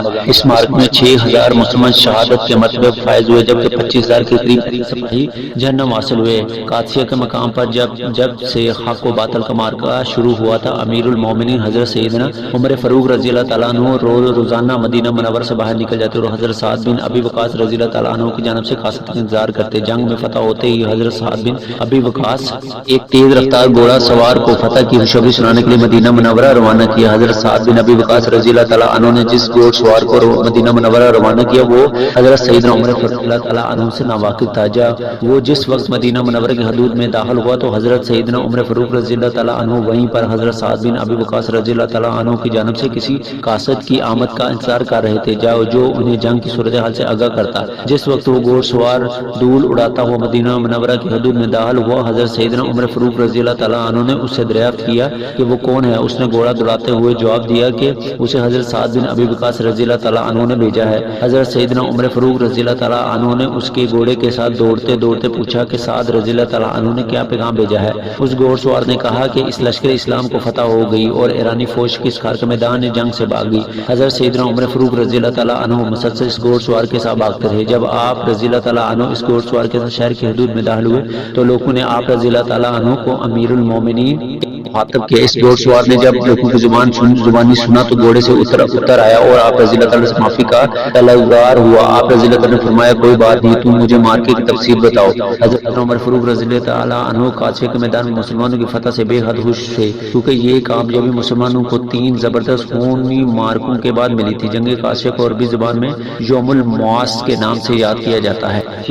کھانے اور میدان جنگ سے ایرانی فوج بابل پہنچ گئی، وہاں جا کر اپنے آپ کو دوبارہ منظم کرنا شروع کر دیا۔ حضرت سعد بن ابی وقاص رضی اللہ تعالیٰ عنہ کو جب اس کی خبر ہوئی تو آپ رضی اللہ تعالیٰ عنہ لشکر اسلام کو لے کر بابل روانہ ہو گئے۔ اس دوران حضرت سیدنا عمر فاروق رضی اللہ تعالیٰ عنہ نے بھی حضرت سعد بن ابی وقاص رضی اللہ تعالیٰ عنہ کو نحکمہ جاری کیا۔ لشکر اسلام جیسے ہی بابل کی حدود میں داخل ہوا، ایرانی فوج وہاں مدائن چلی گئی۔ لشکر اسلام نے بابل کو نہایت آسانی سے فتح کیا۔ حضرت سعد بن ابی وقاص رضی اللہ تعالیٰ عنہ کو جب ایرانی فوج کے میدان پہنچنے کی خبر ہوئی تو آپ رضی اللہ تعالیٰ لشکر اسلام لے کر مدائن روانہ ہوئے۔ اسلام کوسی کے راستے مدائن کے شہر بحر و شیر میں داخل ہوئے، جو کہ مدائن کے نواح میں ایک مضبوط قلعہ اور شہر تھا۔ لشکر اسلام جب کوسی پہنچا تو وہاں ان کا مقابلہ شہریار نے اپنی فوج کے ہمراہ کیا۔ ایک مختصر مارکے کے بعد شہریار قتل ہو گیا اور اس کی فوج میدان جنگ سے بھاگ گئی۔ لشکر اسلام کا پہلا مقابلہ ایرانی فوج کے ساتھ بحر شیر کے مقام پر ہوا، جہاں ایک گھمسان کے رن کے بعد ایرانی فوج میدان جنگ کا چھوڑ کر بھاگ گئی۔ مسلمانوں نے بحر شیر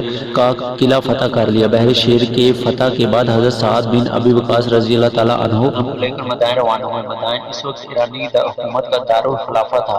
یزدگرد نے جب تمام صورتحال دیکھی تو مدائن چھوڑ کر حلوان کی طرف بھاگ گیا۔ مدائن میں لشکر اسلام اور ایرانی فوجی کے درمیان ایک اور زبردست معرکہ ہوا۔ لشکر اسلام کو روکنا ایرانی سپاہیوں کے بس سے باہر ہو گیا، وہ میدان چھوڑ کر بھاگ گئے۔ حضرت سعد بن ابی وقاص رضی اللہ تعالیٰ عنہ شاہی محل میں داخل ہوئے۔ ایوان شاہی کی جگہ منبر نصب کیا گیا اور نماز جمعہ ادا کی گئی۔ مدائن کی فتح کے ساتھ ہی مال غنیمت کے ڈھیر لگ گئے۔ شاہی خزانے سے ایسے نوادرات بھی برآمد ہوئے جو خود ایرانیوں نے کبھی نہ دیکھے تھے۔ ان نوادرات میں سونے کا ایک دیو قامت گھوڑا، چاندی کی اونٹنی اور ایک عجیب غریب فرشتہ جو کہ جوہرات سے مزین تھا۔ حضرت سعد بن ابی وقاص رضی اللہ تعالیٰ عنہ نے مال غنیمت کا 5واں حصہ مدینہ منورہ حضرت سیدنا عمر فاروق رضی اللہ تعالیٰ عنہ کی خدمت میں بھیج دیا، جبکہ باقی تمام مال اپنی فوج میں برابر تقسیم کر دیا۔ شہنشاہ یزدگار جو کہ حلوان میں پناہ گزین تھا، اس کی فوج بھی شکست کھا کر حلوان پہنچ گئی، جہاں اس نے ایک مرتبہ پھر اپنی فوج کو اکٹھا کیا اور جنگ کی تیاری شروع کر دی۔ حضرت سعد بن ابی وقاص رضی اللہ تعالیٰ عنہ کو خبر ہوئی تو انہوں نے حضرت سیدنا عمر فاروق رضی اللہ تعالیٰ عنہ اور ساری صورتحال سے آگاہ کیا۔ حضرت سیدنا عمر فاروق رضی اللہ تعالیٰ عنہ نے جنگ کا نقشہ تیار کیا، کیونکہ حلوان کا قلعہ ایران کے سب سے مضبوط قلعوں میں سے تھا۔ اس کے گرد کافی چوڑی خندق تھی جسے عبور کرنا خاصا مشکل تھا۔ حضرت سیدنا عمر فاروق رضی اللہ تعالیٰ عنہ نے جنگ کی تیاری اور دیگر احکامات کے ساتھ ایک خط حضرت سعد بن ابی وقاص رضی اللہ تعالیٰ عنہ کو روانہ کیا، جس کی روشنی میں حضرت سعد بن ابی وقاص رضی اللہ تعالیٰ نے ہاشم بن عتبہ رضی اللہ تعالیٰ عنہ کو دار کے لشکر کے ساتھ روانہ کیا۔ حضرت ہاشم بن عتبہ رضی اللہ تعالیٰ عنہ لشکر لے کر قلعے کے دروازے کے سامنے پہنچ گئے۔ ایرانیوں نے جب لشکر اسلام کو دیکھا تو وہ قلعہ بند کر ہو گئے۔ ایرانی فوج 2 ماہ تک قلعہ بند رہی۔ بالآخر ایرانی فوج نے اپنے سپہ سالار اعلیٰ مہران کو کہا کہ اس طرح نظر بند رہنے سے تو بہتر ہے میدان میں جا کر لڑا جائے۔ چنانچہ مہران اپنی فوج کو جو کہ کم و بیش 1 لاکھ سے زیادہ تھی لے کر قلعے سے باہر آ گیا۔ حضرت ہاشم بن عتبہ رضی اللہ تعالیٰ کی امداد کے لیے حضرت آقا بن عمر رضی اللہ تعالیٰ عنہ جو کہ ایک اور 12,000 کے لشکر کے سالار کیے گئے تھے، فوج کی نعرہ تکبیر بلند کیے۔ ایرانیوں نے قلعے میں بہت سا جنگی ساز و سامان اکٹھا کر رہا تھا، لیکن وہ سامان بھی ان کے کسی کام نہ آیا مسلمانوں نے دلیری سے اور ڈٹ کر مقابلہ کیا، جس سے ایرانی فوجی کے قدم اکھڑ گئے اور انہوں نے میدان جنگ سے بھاگنے کی کوشش کی۔ لشکر اسلام نے ایرانی سپاہی کو چن چن کر قتل کرنا شروع کر دیا۔ ایرانی لشکر پسپا ہو گیا اور لشکر اسلام قلعے میں داخل ہونے میں کامیاب ہو گئے۔ قلعے پر اسلامی پرچم لہرا دیا گیا۔ یزدگرد جو کہ حلوان میں موجود تھا وہ حلوان سے بھی فرار ہو کے چلا گیا۔ مارکہ جلوہ میں ایرانی فوج کا بے پناہ نقصان ہوا اور قریب 1 لاکھ فوجی مارے گئے اور قریب 3 کروڑ مالیت کا مال ایک دن میں لشکر اسلام کے ہاتھ آیا، جس میں سے 5واں حصہ حضرت سیدنا عمر فاروق رضی اللہ تعالیٰ عنہ کو مدینہ منورہ بھیج دیا گیا۔ جلوہ کی فتح کے بعد لشکر اسلام حلوان پہنچا اور ایک مختصر سے مارکے کے بعد حلوان میں بھی مسلمانوں کا قبضہ ہو گیا۔ عراق مکمل طور پر فتح ہو گیا اور یزدگرد عراقی سلطنت کھونے کے بعد ایران کے شہر رے میں جا کر چھپ گیا۔ حضرت سیدنا عمر فاروق رضی اللہ تعالیٰ عنہ کے حکم کے مطابق حضرت سعد بن ابی وقاص رضی اللہ تعالیٰ عنہ کو عراق کا گورنر نامزد کیا گیا اور انہیں مدائن میں ہی رہنے کا حکم دیا گیا۔ سیدنا عمر فاروق رضی اللہ تعالیٰ عنہ کے 10.5 سالہ دور حکومت میں کئی بڑے علاقے اور ملک فتح ہوئے۔ حضرت سیدنا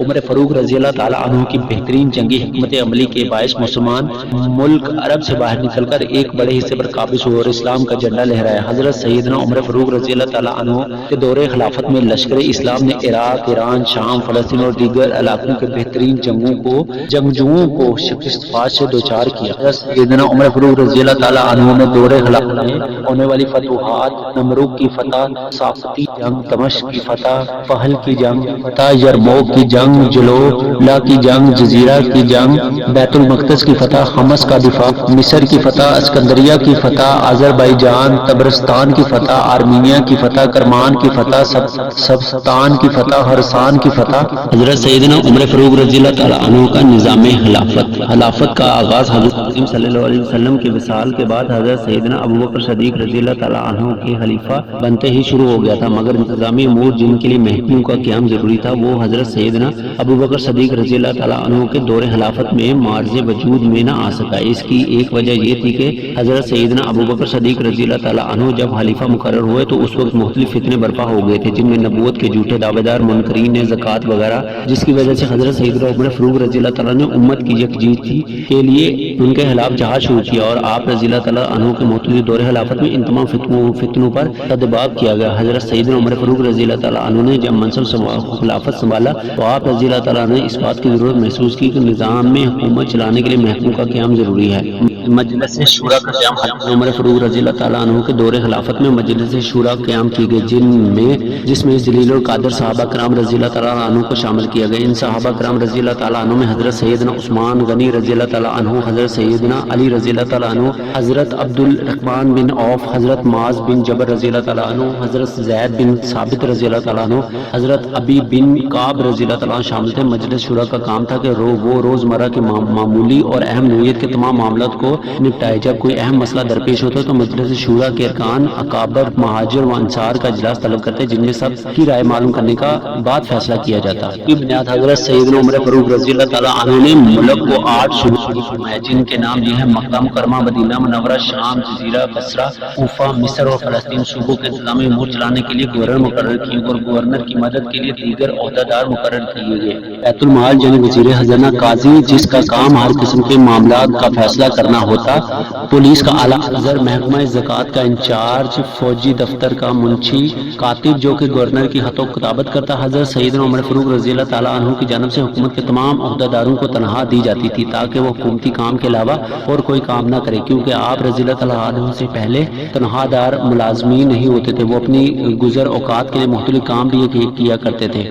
حضرت سیدنا عمر فاروق رضی اللہ تعالیٰ عنہ نے اعمال کی تقرریوں میں اپنے فطری جوہر شناخت کام دیا اور وہ لوگ جو اپنی کسی خوبی سے خاص شہرت رکھتے تھے، مثلا حضرت عمر بن العاص رضی اللہ تعالیٰ عنہ، حضرت مغیرہ بن شعبہ اور رضی اللہ تعالیٰ عنہ، حضرت امیر معاویہ رضی اللہ تعالیٰ عنہ جو کہ سیاسی امور کے ماہر تھے، اور پھر حضرت طٰہٰ بن خالد رضی اللہ تعالیٰ عنہ، حضرت خالد بن ولید رضی اللہ تعالیٰ عنہ اور حضرت عمر و بن معدی کرب رضی اللہ تعالیٰ عنہ جو کہ جنگی معاملات کو خوب سمجھتے تھے۔ ان کو کوئی بھی عہدہ دینے سے پہلے آزمائش کی ضرورت نہ تھی۔ آپ رضی اللہ تعالیٰ عنہ نے ایسے افراد کو عہدوں پر تعینات کیا جو ان عہدوں کے لیے نہایت موزوں تھے۔ حضرت سیدنا عمر فاروق رضی اللہ تعالیٰ عنہ ہر عامل کا تقرر کرتے وقت اس سے یہ عہد لیتے تھے کہ وہ ترکی گھوڑے پر سوار نہ ہوگا، باریک کپڑے نہیں پہنے گا، دروازے پر دربان ہرگز نہ رکھے گا، اپنی حکومت کا دروازہ ہر سوالی کے لیے کھلا رکھے گا اور چھنا ہوا آٹا نہ کھائے گا۔ حضرت سیدنا عمر فاروق رضی اللہ تعالیٰ عنہ ہر عامل سے اس عہد نامے پر سختی سے عمل درآمد کرواتے اور اگر کسی عامل میں کچھ کوتاہی پاتے تو اس کا سختی سے احتساب کرتے۔ ایک مرتبہ مصر کے گورنر حضرت ایاز رضی اللہ تعالیٰ عنہ کو باریک لباس پہننے کے جرم میں آپ رضی اللہ تعالیٰ عنہ نے کمبل کا لباس پہنا دیا تھا۔ ہمیں حج میں تمام اعمال کی حاضری لازم تھی اور اس موقع پر آپ رضی اللہ عنہ لوگوں کی شکایت سنا کرتے تھے۔ اور ایک مرتبہ مصر کے گورنر حضرت عمرو بن عاص رضی اللہ تعالیٰ عنہ کے بیٹے کو ایک کپتی سے زیادتی پر اس کپتی کے ہاتھوں ہی کوڑے لگوائے۔ مال کا قیام، بیت المال کا قیام بھی حضرت سیدنا عمر فاروق رضی اللہ تعالیٰ عنہ کے دور حکومت میں خلافت میں معروض وجود میں آیا۔ حضرت ابو ہریرہ رضی اللہ تعالیٰ سے مروی ہے کہ حضرت ابو موسیٰ اشعری رضی اللہ تعالیٰ عنہ 8 لاکھ درہم لے کر حضرت سیدنا عمر فاروق رضی اللہ تعالیٰ عنہ کی اتنی کثیر رقم چونکہ فوری طور پر خرچ نہیں کی جا سکتی ہے، سیدنا عمر فاروق رضی اللہ تعالیٰ عنہ نے اس رقم کو اپنے پاس رکھ لیا اور اس رات حضرت سیدنا عمر فاروق رضی اللہ تعالیٰ عنہ رات پر سونا سے یہی سوچ رہے ہیں کہ اتنی بڑی رقم کا کیا مصرف ہونا چاہیے۔ فجر کی نماز کے وقت آپ رضی اللہ تعالیٰ عنہ کی زوجہ نے آپ رضی اللہ تعالیٰ عنہ سے دریافت کیا کہ کیا وجہ تھی کہ آپ رضی اللہ تعالیٰ رات پر سونے کی۔ آپ رضی اللہ تعالیٰ عنہ نے فرمایا کہ میرے پاس لوگوں کی امانت موجود تھی اور اتنا مال دین اسلام کے بعد کبھی بھی ہمارے پاس نہیں آیا، مجھے خطرہ تھا کہیں میں مار نہ جاؤں اور یہ مال میرے پاس رہ جائے۔ اس کے بعد آپ رضی اللہ تعالیٰ نے صبح تمام اکابر صحابہ کرام رضی اللہ تعالیٰ کو اکٹھا کیا اور ان سے رائے طلب فرمائی کہ انہیں اس رقم کا کیا کرنا چاہیے، کیا میں لوگوں کو ناپ تول کر ساری رقم تقسیم کر دوں؟ اب جناب رضی اللہ تعالیٰ نے بیک زبان ہو کر کہا کہ ایسے مت کیجیے، لوگ اسلام میں داخل ہوتے رہیں گے اور مال کثیر ہوتا رہے گا۔ آپ رضی اللہ تعالیٰ لوگوں کو لکھ کر دیجیے، بس جب کبھی لوگ زیادہ ہوں اور مال زیادہ ہو تو آپ رضی اللہ تعالیٰ اسی تحریر کے مطابق ان کو دیتے رہیے گا۔ المال 15 ہجری میں ہوا۔ روایت میں ہے حضرت سیدنا عثمان رضی اللہ تعالیٰ عنہ حضرت سیدنا عمر فاروق رضی اللہ تعالیٰ عنہ کو ملک شام کی طرف بیت المال کے قیام کا مشورہ دیا۔ حضرت سیدنا عمر فاروق رضی اللہ تعالیٰ عنہ نے بیت المال کے قیام کے بعد حضرت عبداللہ ارقم رضی اللہ تعالیٰ عنہ کو اس کا انچارج مقرر کیا کیونکہ وہ حساب کتاب کے ماہر تھے۔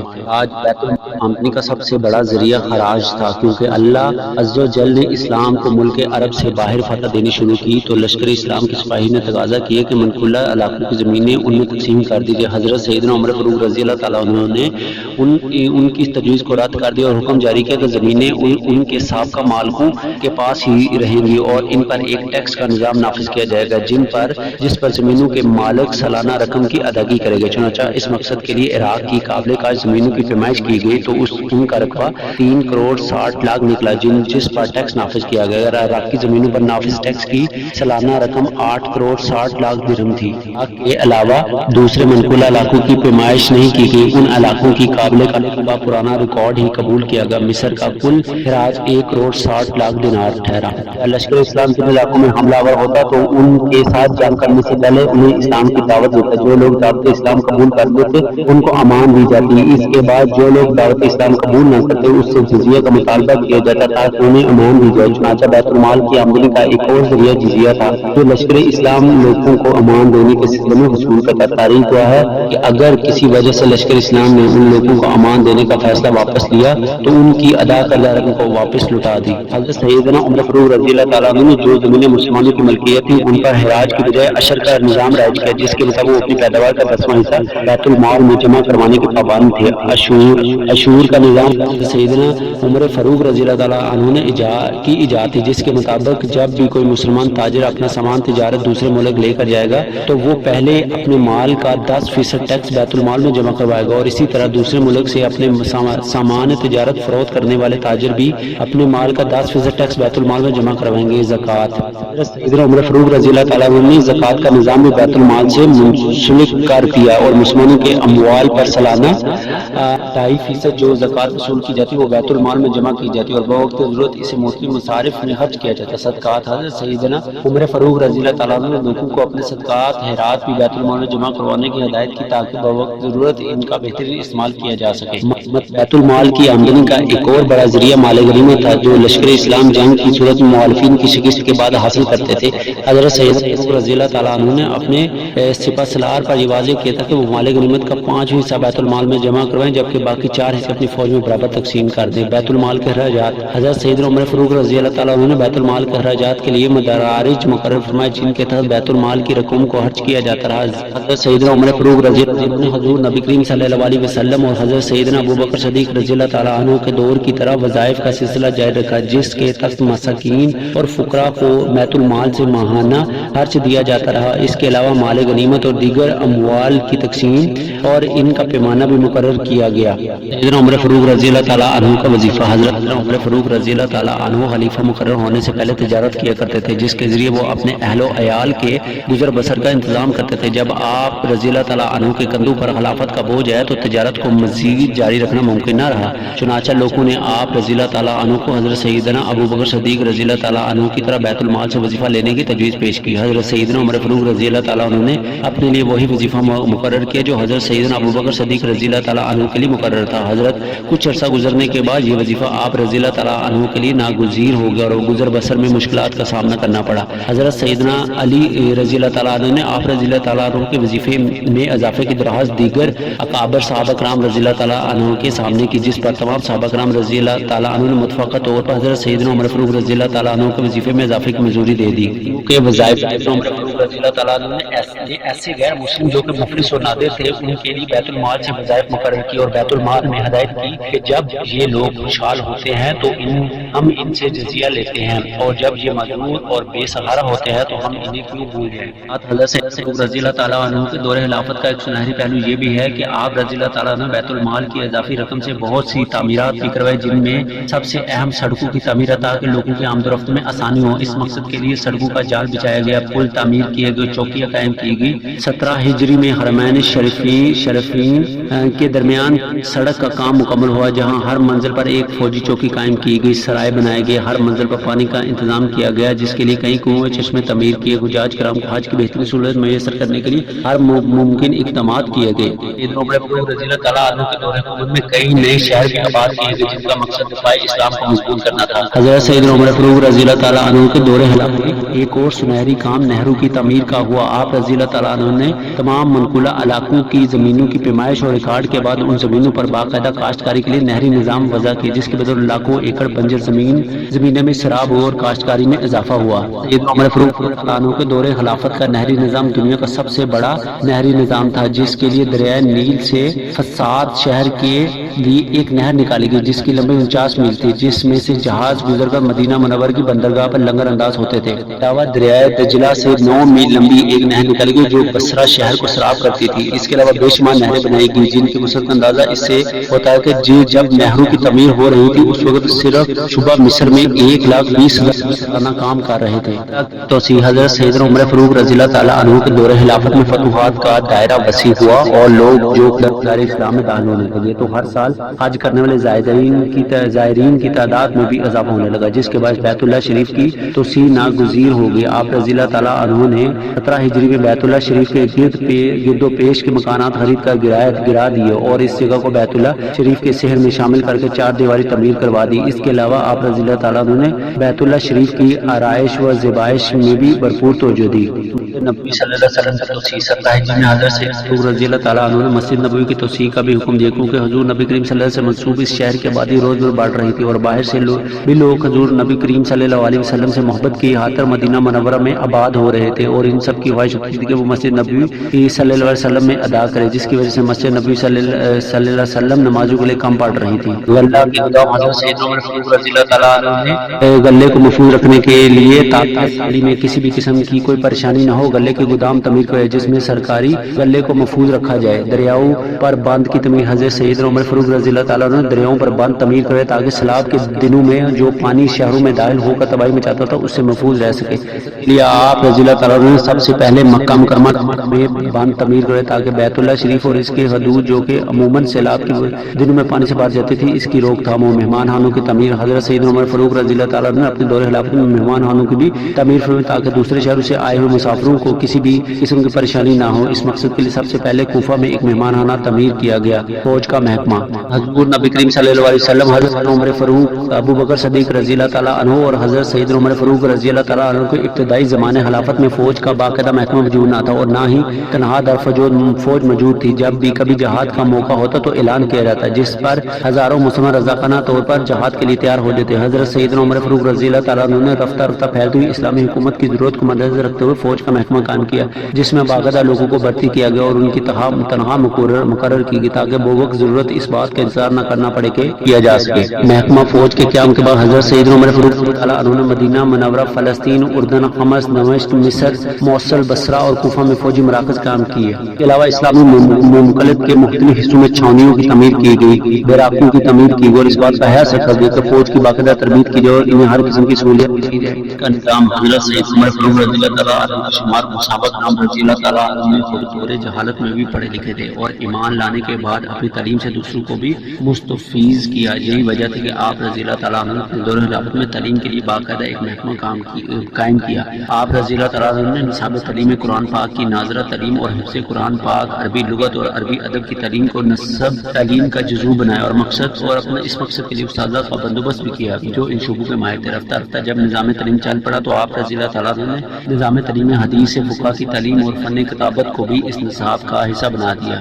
نظام حضرت سیدنا عمر فاروق رضی اللہ تعالیٰ عنہ نے دور خلافت کا بلا شبہ سب سے بڑا کارنامہ عدلیہ کا قیام تھا تاکہ لوگوں کو فوری اور ہر قسم کے تعصب سے بالا تر ہو کر انصاف مہیا کیا جائے۔ حضرت سیدنا عمر فاروق رضی اللہ تعالیٰ عنہ نے اس مقصد کے لیے مجلس شورا کے ارکان کو ہی قاضی کے فرائض سونپے۔ سال کا آغاز حضرت سیدنا عمر فاروق رضی اللہ تعالیٰ عنہ نے اپنے دور خلافت میں باقاعدہ ہجری سال کا آغاز کیا اور اس مقصد کے لیے حضرت سیدنا علی رضی اللہ تعالیٰ عنہ کے مشورے سے حضور نبی کریم صلی اللہ علیہ وسلم کی ہجرت سے نئے سال کا آغاز کیا اور سال کا آغاز محرم الحرام سے کیا گیا۔ سیدنا عمر فاروق رضی اللہ تعالیٰ عنہ کو کھانا کھلانا۔ حضرت اسلم رضی اللہ تعالیٰ عنہ سے روایت، حضرت سیدنا عمر فاروق رضی اللہ تعالیٰ عنہ کی خدمت میں جزیہ کے کچھ اونٹ آئے جس میں ایک اندھی اونٹنی بھی تھی۔ آپ رضی اللہ تعالیٰ نے اس اندھی اونٹنی کو ذبح کرنے کا حکم دیا۔ جب اونٹنی ذبح ہوگی تو آپ رضی اللہ تعالیٰ نے اس کا گوشت ازواج مطہرات رضی اللہ تعالیٰ کو بھیجا۔ اس کے بعد جو گوشت بچ گیا آپ رضی اللہ تعالیٰ اس کو پکوا کر اس گوشت سے مہاجرین اور انصاری کی دعوت کی، آخرت کا ہو۔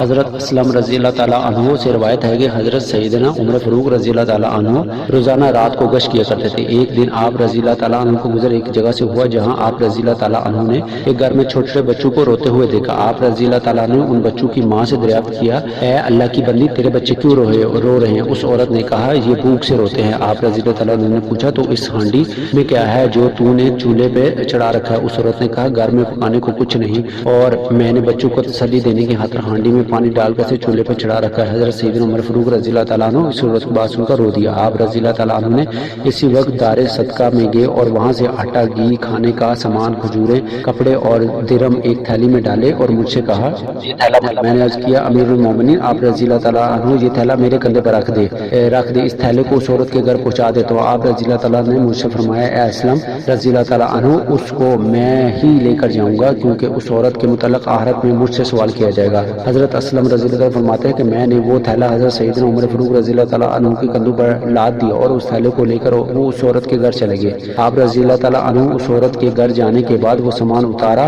اور اپنے ہاتھوں سے خود کھانا تیار کر کے اس عورت کے بچوں کو کھلایا۔ جب ان بچوں کا پیٹ بھر گیا تو آپ رضی اللہ تعالیٰ عنہ اس عورت کے مکان سے نکلے اور اس عورت کے مکان کے باہر یوں بیٹھ گئے جیسے کوئی آپ رضی بات کرنے میں خوف محسوس کر رہا تھا۔ آپ رضی اللہ تعالیٰ عنہ کچھ دیر اس عورت کے مکان کے باہر بیٹھے رہے جہاں تک کہ اس عورت کے بچے ہنسنے کھیلنے لگے۔ آپ رضی اللہ تعالیٰ عنہ نے مجھے مخاطب کرتے ہوئے فرمایا اے اسلم رضی اللہ تعالیٰ عنہ تجھے پتہ ہے میں اس عورت کے مکان کے باہر کیوں بیٹھا ہوں؟ میں نے عرض کیا نہیں۔ آپ رضی اللہ تعالیٰ عنہ نے فرمایا میں نے جب پہلے دیکھا تو یہ بچے رو رہے تھے اور اب جب میں نے انہیں کھانا کھلا دیا تو میں نے ارادہ کیا کہ میں اس وقت تک اس مکان سے نہ جاؤں گا جب تک میں ان بچوں کو ہنستا ہوا نہ دیکھ لوں۔ حضرت عمران رضی اللہ تعالیٰ عنہ سے منقول ہے کہ حضرت سیدنا عمر فاروق رضی اللہ تعالیٰ عنہ کو جب ضرورت درپیش ہوتی تو آپ رضی اللہ تعالیٰ عنہ بیت المال کے خزانچی کے پاس جاتے اور اس سے ادھار لے لیتے۔ کئی مرتبہ آپ رضی اللہ تعالیٰ عنہ کو ادھار واپس کرنے میں دشواری ہوتی، بیت المال کا خزانچی آتا اور وہ آپ رضی اللہ تعالیٰ عنہ سے ادھار کی واپسی کا تقاضا کرتا ہے۔ اس دوران اگر کہیں سے کوئی عطیہ آتا تو آپ رضی اللہ تعالیٰ اس سے ادھار چکا دیتے۔ الہی حضرت سیدنا عمر فاروق رضی اللہ تعالیٰ عنہ حقوق البات کی ادائیگی کے ساتھ ساتھ جانوروں کے حقوق کا بھی خیال رکھتے تھے۔ آپ رضی اللہ تعالیٰ عنہ نے اپنے دور خلافت میں جانوروں جانوروں کی کفالت بھی اپنے ذمے واجب رکھی تھی۔ آپ رضی اللہ تعالیٰ عنہ اکثر فرماتے تھے کہ اگر دریائے فرات کے کنارے ایک بکری کا بچہ بھی پیاسا مار گیا تو روز محشر اللہ عز و جل مجھ سے اس بارے میں پوچھے گا کہ میری حکومت میں ایک بکری کا بچہ پیاسا کیوں مار گیا۔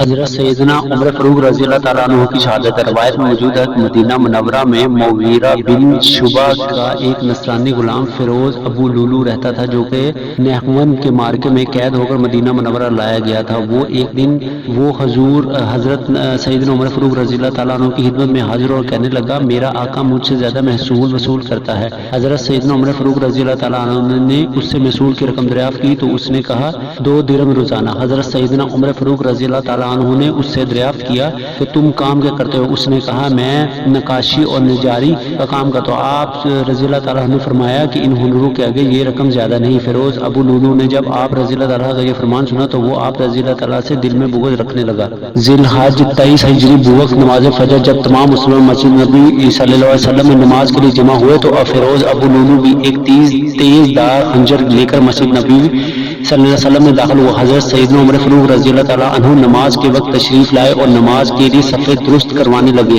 جب آپ رضی اللہ تعالیٰ عنہ صفیں درست کروانے کے بعد امامت کے لیے کھڑے ہوئے اور تکبیر کہہ کر نماز شروع کی تو اس دوران فیروز ابو لولو نمازیوں کی صفیں چیرتا ہوا تیزی سے آگے بڑھا اور آپ رضی اللہ تعالیٰ عنہ کو یک کے بعد دیگرے 6 بار کر دیے جن خیال ہو گیا۔ آپ رضی اللہ تعالیٰ عنہ نے حضرت عبد الرحمن بن عوف رضی اللہ تعالیٰ عنہ کو پکڑ کر امامت کے لیے آگے کی اور بے ہوش ہو گئے۔ فیروز ابو لولو نے حضرت سیدنا عمر فاروق رضی اللہ تعالیٰ عنہ پر حملہ کرنے کے بعد بھاگنے کی اس وقت میرے لیے ساری دنیا ہوتی تو آئندہ آنے والے وحشتوں سے بچنے کے لیے اسے صدقہ کر دیتا، اور ایسا کہا اللہ کا شکر ہے میں نے سوائے بلائی کے اور کچھ نہیں دیکھا۔ حضرت ابن عباس رضی اللہ تعالیٰ نے جب آپ رضی اللہ تعالیٰ کی بات سنی تو فرمایا اللہ عز و جل آپ رضی اللہ تعالیٰ کو جزائے خیر دے۔ وہ نبی کریم صلی اللہ علیہ وسلم نے دعا فرمائی تھی کہ اللہ عز و جل دین اسلام کو آپ رضی اللہ تعالیٰ عنہ کے ذریعے مضبوط فرمائے۔ عمر بن میمون رضی اللہ تعالیٰ عنہ سے مروی ہے کہ حضرت سیدنا عمر فاروق رضی اللہ تعالیٰ عنہ نے حضرت ابن عباس رضی اللہ تعالیٰ عنہ کو بلایا اور ان کو اپنے قریب بٹھانے کے بعد ان سے پوچھا کہ میری خواہش جان لوں کہ کیا مجھے قتل کرنے والا مسلمان ہے؟ حضرت ابن عباس رضی اللہ تعالیٰ عنہ جب حضرت سیدنا عمر فاروق رضی اللہ تعالیٰ عنہ کی بات باہر نکلے تاکہ جان سکے کہ کیا اس قاتل کا تعلق مسلمانوں کی جماعت سے ہے، آپ رضی اللہ تعالیٰ عنہ نے باہر نکل کر دیکھا تو تب رو رہے تھے۔ حضرت ابن عباس رضی اللہ تعالیٰ نے واپس آ کر بتایا کہ آپ رضی اللہ تعالیٰ کو قتل کرنے والا مسلمان نہیں بلکہ مغیرہ بن شعبہ رضی اللہ تعالیٰ کا غلام فیروز ابو لولو ہے۔ حضرت عمر فاروق رضی اللہ تعالیٰ عنہ نے حضرت عباس رضی اللہ تعالیٰ عنہ کی بات سنی تو اللہ عز و جل کا شکر ادا کیا کہ ان کو قتل کرنے والا مسلمان نہیں ہے۔ اس کے بعد حضرت سیدنا عمر فاروق رضی اللہ تعالیٰ عنہ نے حضرت ابن عباس رضی اللہ تعالیٰ عنہ سے فرمایا کہ جاؤ اور میرے بھائیوں کو بلاؤ۔ انہوں نے دریافت کیا کہ کون سے بھائی؟ آپ رضی اللہ تعالیٰ عنہ نے فرمایا عثمان، علی، طٰہٰ، زبیر، عبد الرحمن بن عوف اور سعد بن ابی وقاص رضی اللہ تعالیٰ عنہ کو۔ حضرت ابن عباس رضی اللہ تعالیٰ عنہ ان حضرات کو بلانے چلے گئے اور آپ رضی اللہ تعالیٰ میری گود میں سر رکھ کر لیٹ گئے۔ جب تمام حضرات آ گئے تو آپ رضی اللہ تعالیٰ نے مسلمات ہوتے ہوئے فرمایا کہ میں آپ 6 حضرات کو لوگوں کا سردار اور ان کی قدر کرنے والا پاتا ہوں اور خلافت تم حضرات میں چھوڑتا ہوں، اور جب تک تم میں استقامت رہے گی لوگوں کو بھی خلافت پر استقامت رہے گی، اور جب تم میں اختلاف ہوگا تو پھر لوگوں میں بھی اختلاف پیدا ہو جائے گا۔ پھر حضرت سیدنا عمر فاروق رضی اللہ تعالیٰ نے فرمایا کہ تم 3 دن تک لوگوں سے مشورہ کرنا اور خود میں سے ایک شخص کو خلیفہ چن لینا۔ ان دوران حضرت صہیب رومی رضی اللہ تعالیٰ عنہ لوگوں کا نماز پڑھائیں گے۔ حضرت ابن عمر رضی اللہ تعالیٰ فرماتے ہیں کہ پھر طبیب کو بلایا گیا جس نے آپ رضی اللہ تعالیٰ عنہ کو دودھ پلانے کے لیے دیا جو آپ رضی اللہ تعالیٰ عنہ کے زخموں سے باہر نکل آیا۔ الگ وصیت حضرت سیدنا عمر فاروق رضی اللہ تعالیٰ عنہ نے حضرت عبداللہ بن عمر رضی اللہ تعالیٰ کو وصیت کرتے ہوئے فرمایا کہ بیٹا جب میں مر جاؤں تو میری آنکھیں بند کر دینا اور میرے کفن میں میانہ ربی اختیار کرنا اور اسراف نہ کرنا، کیونکہ اگر میں اللہ عز و جل کی بارگاہ میں مقبول ہوا تو مجھے دنیا سے بہتر کفن مل جائے گا، اور اگر میں اللہ عز و جل کی بارگاہ میں مقبول نہ ہوا تو یہ کفن بھی میرے پاس نہیں رہے گا، مجھ سے چھین لیا جائے گا۔ میری قبر کو زیادہ لمبی اور چوڑی نہ کرنا، کیونکہ اگر میں اللہ عز و جل کے نزدیک معتبر ہوا تو وہ میری قبر کو حد نگاہ وسیع کر دے گا، ورنہ میری قبر جتنی مرضی چوڑی ہو وہ اتنی تنگ کر دی جائے گی کہ میری پسلیاں پھسے گی۔ سیدنا عمر فاروق رضی اللہ تعالیٰ عنہ 27 ذی الحج 23 ہجری کو زخمی ہوئے تھے۔ آپ رضی اللہ تعالیٰ کا وصال یکم محرم الحرام 24 ہجری بروز ہفتہ ہوا۔ بوت وصال حضرت سیدنا عمر فاروق رضی اللہ تعالیٰ عنہ کی مبارک 63 برس تھی۔ آپ رضی اللہ تعالیٰ عنہ کو حضرت سیدنا ابوبکر صدیق رضی اللہ تعالیٰ عنہ کے پہلو میں دفن کیا گیا۔ حضرت سیدنا عمر فاروق رضی اللہ تعالیٰ عنہ کو بیری کے پتوں میں ابلے ہوئے پانی سے 3 مرتبہ غسل دیا گیا۔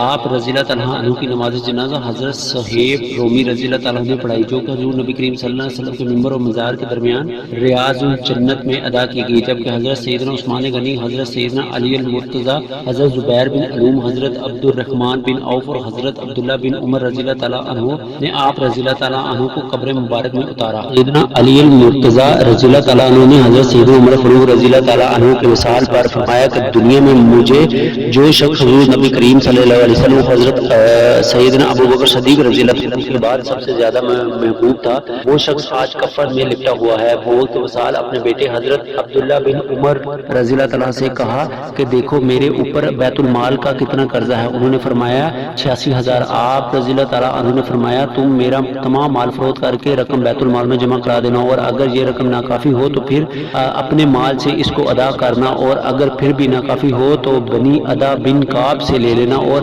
اگر پھر بھی قرضہ پورا نہ ہو تو قریش سے قرضے کی ادائیگی کا سوال کرنا، اور اس کے علاوہ کسی سے نہ کہنا۔ پھر اپنے بیٹے حضرت عبداللہ بن عمر رضی اللہ تعالیٰ کو فرمایا کہ تم ام مومنین حضرت عائشہ صدیقہ رضی اللہ تعالیٰ کے پاس جاؤ اور ان سے میرا سلام کہنا، اور ان سے عرض کرنا کہ مجھے حضور نبی کریم صلی اللہ علیہ وسلم و حضرت سیدنا ابو بکر صدیق رضی اللہ تعالیٰ عنہ پہلو میں سپرد حق کرنے کی اجازت فرمانا، اور اگر وہ اجازت نہیں ورنہ مجھے جنت البقیع میں دفن کر دینا۔ حضرت عبداللہ بن عمر رضی اللہ تعالیٰ عنہ نے ام المومنین حضرت عائشہ صدیقہ رضی اللہ تعالیٰ عنہ کی خدمت میں حاضر ہو ان سے اپنے والد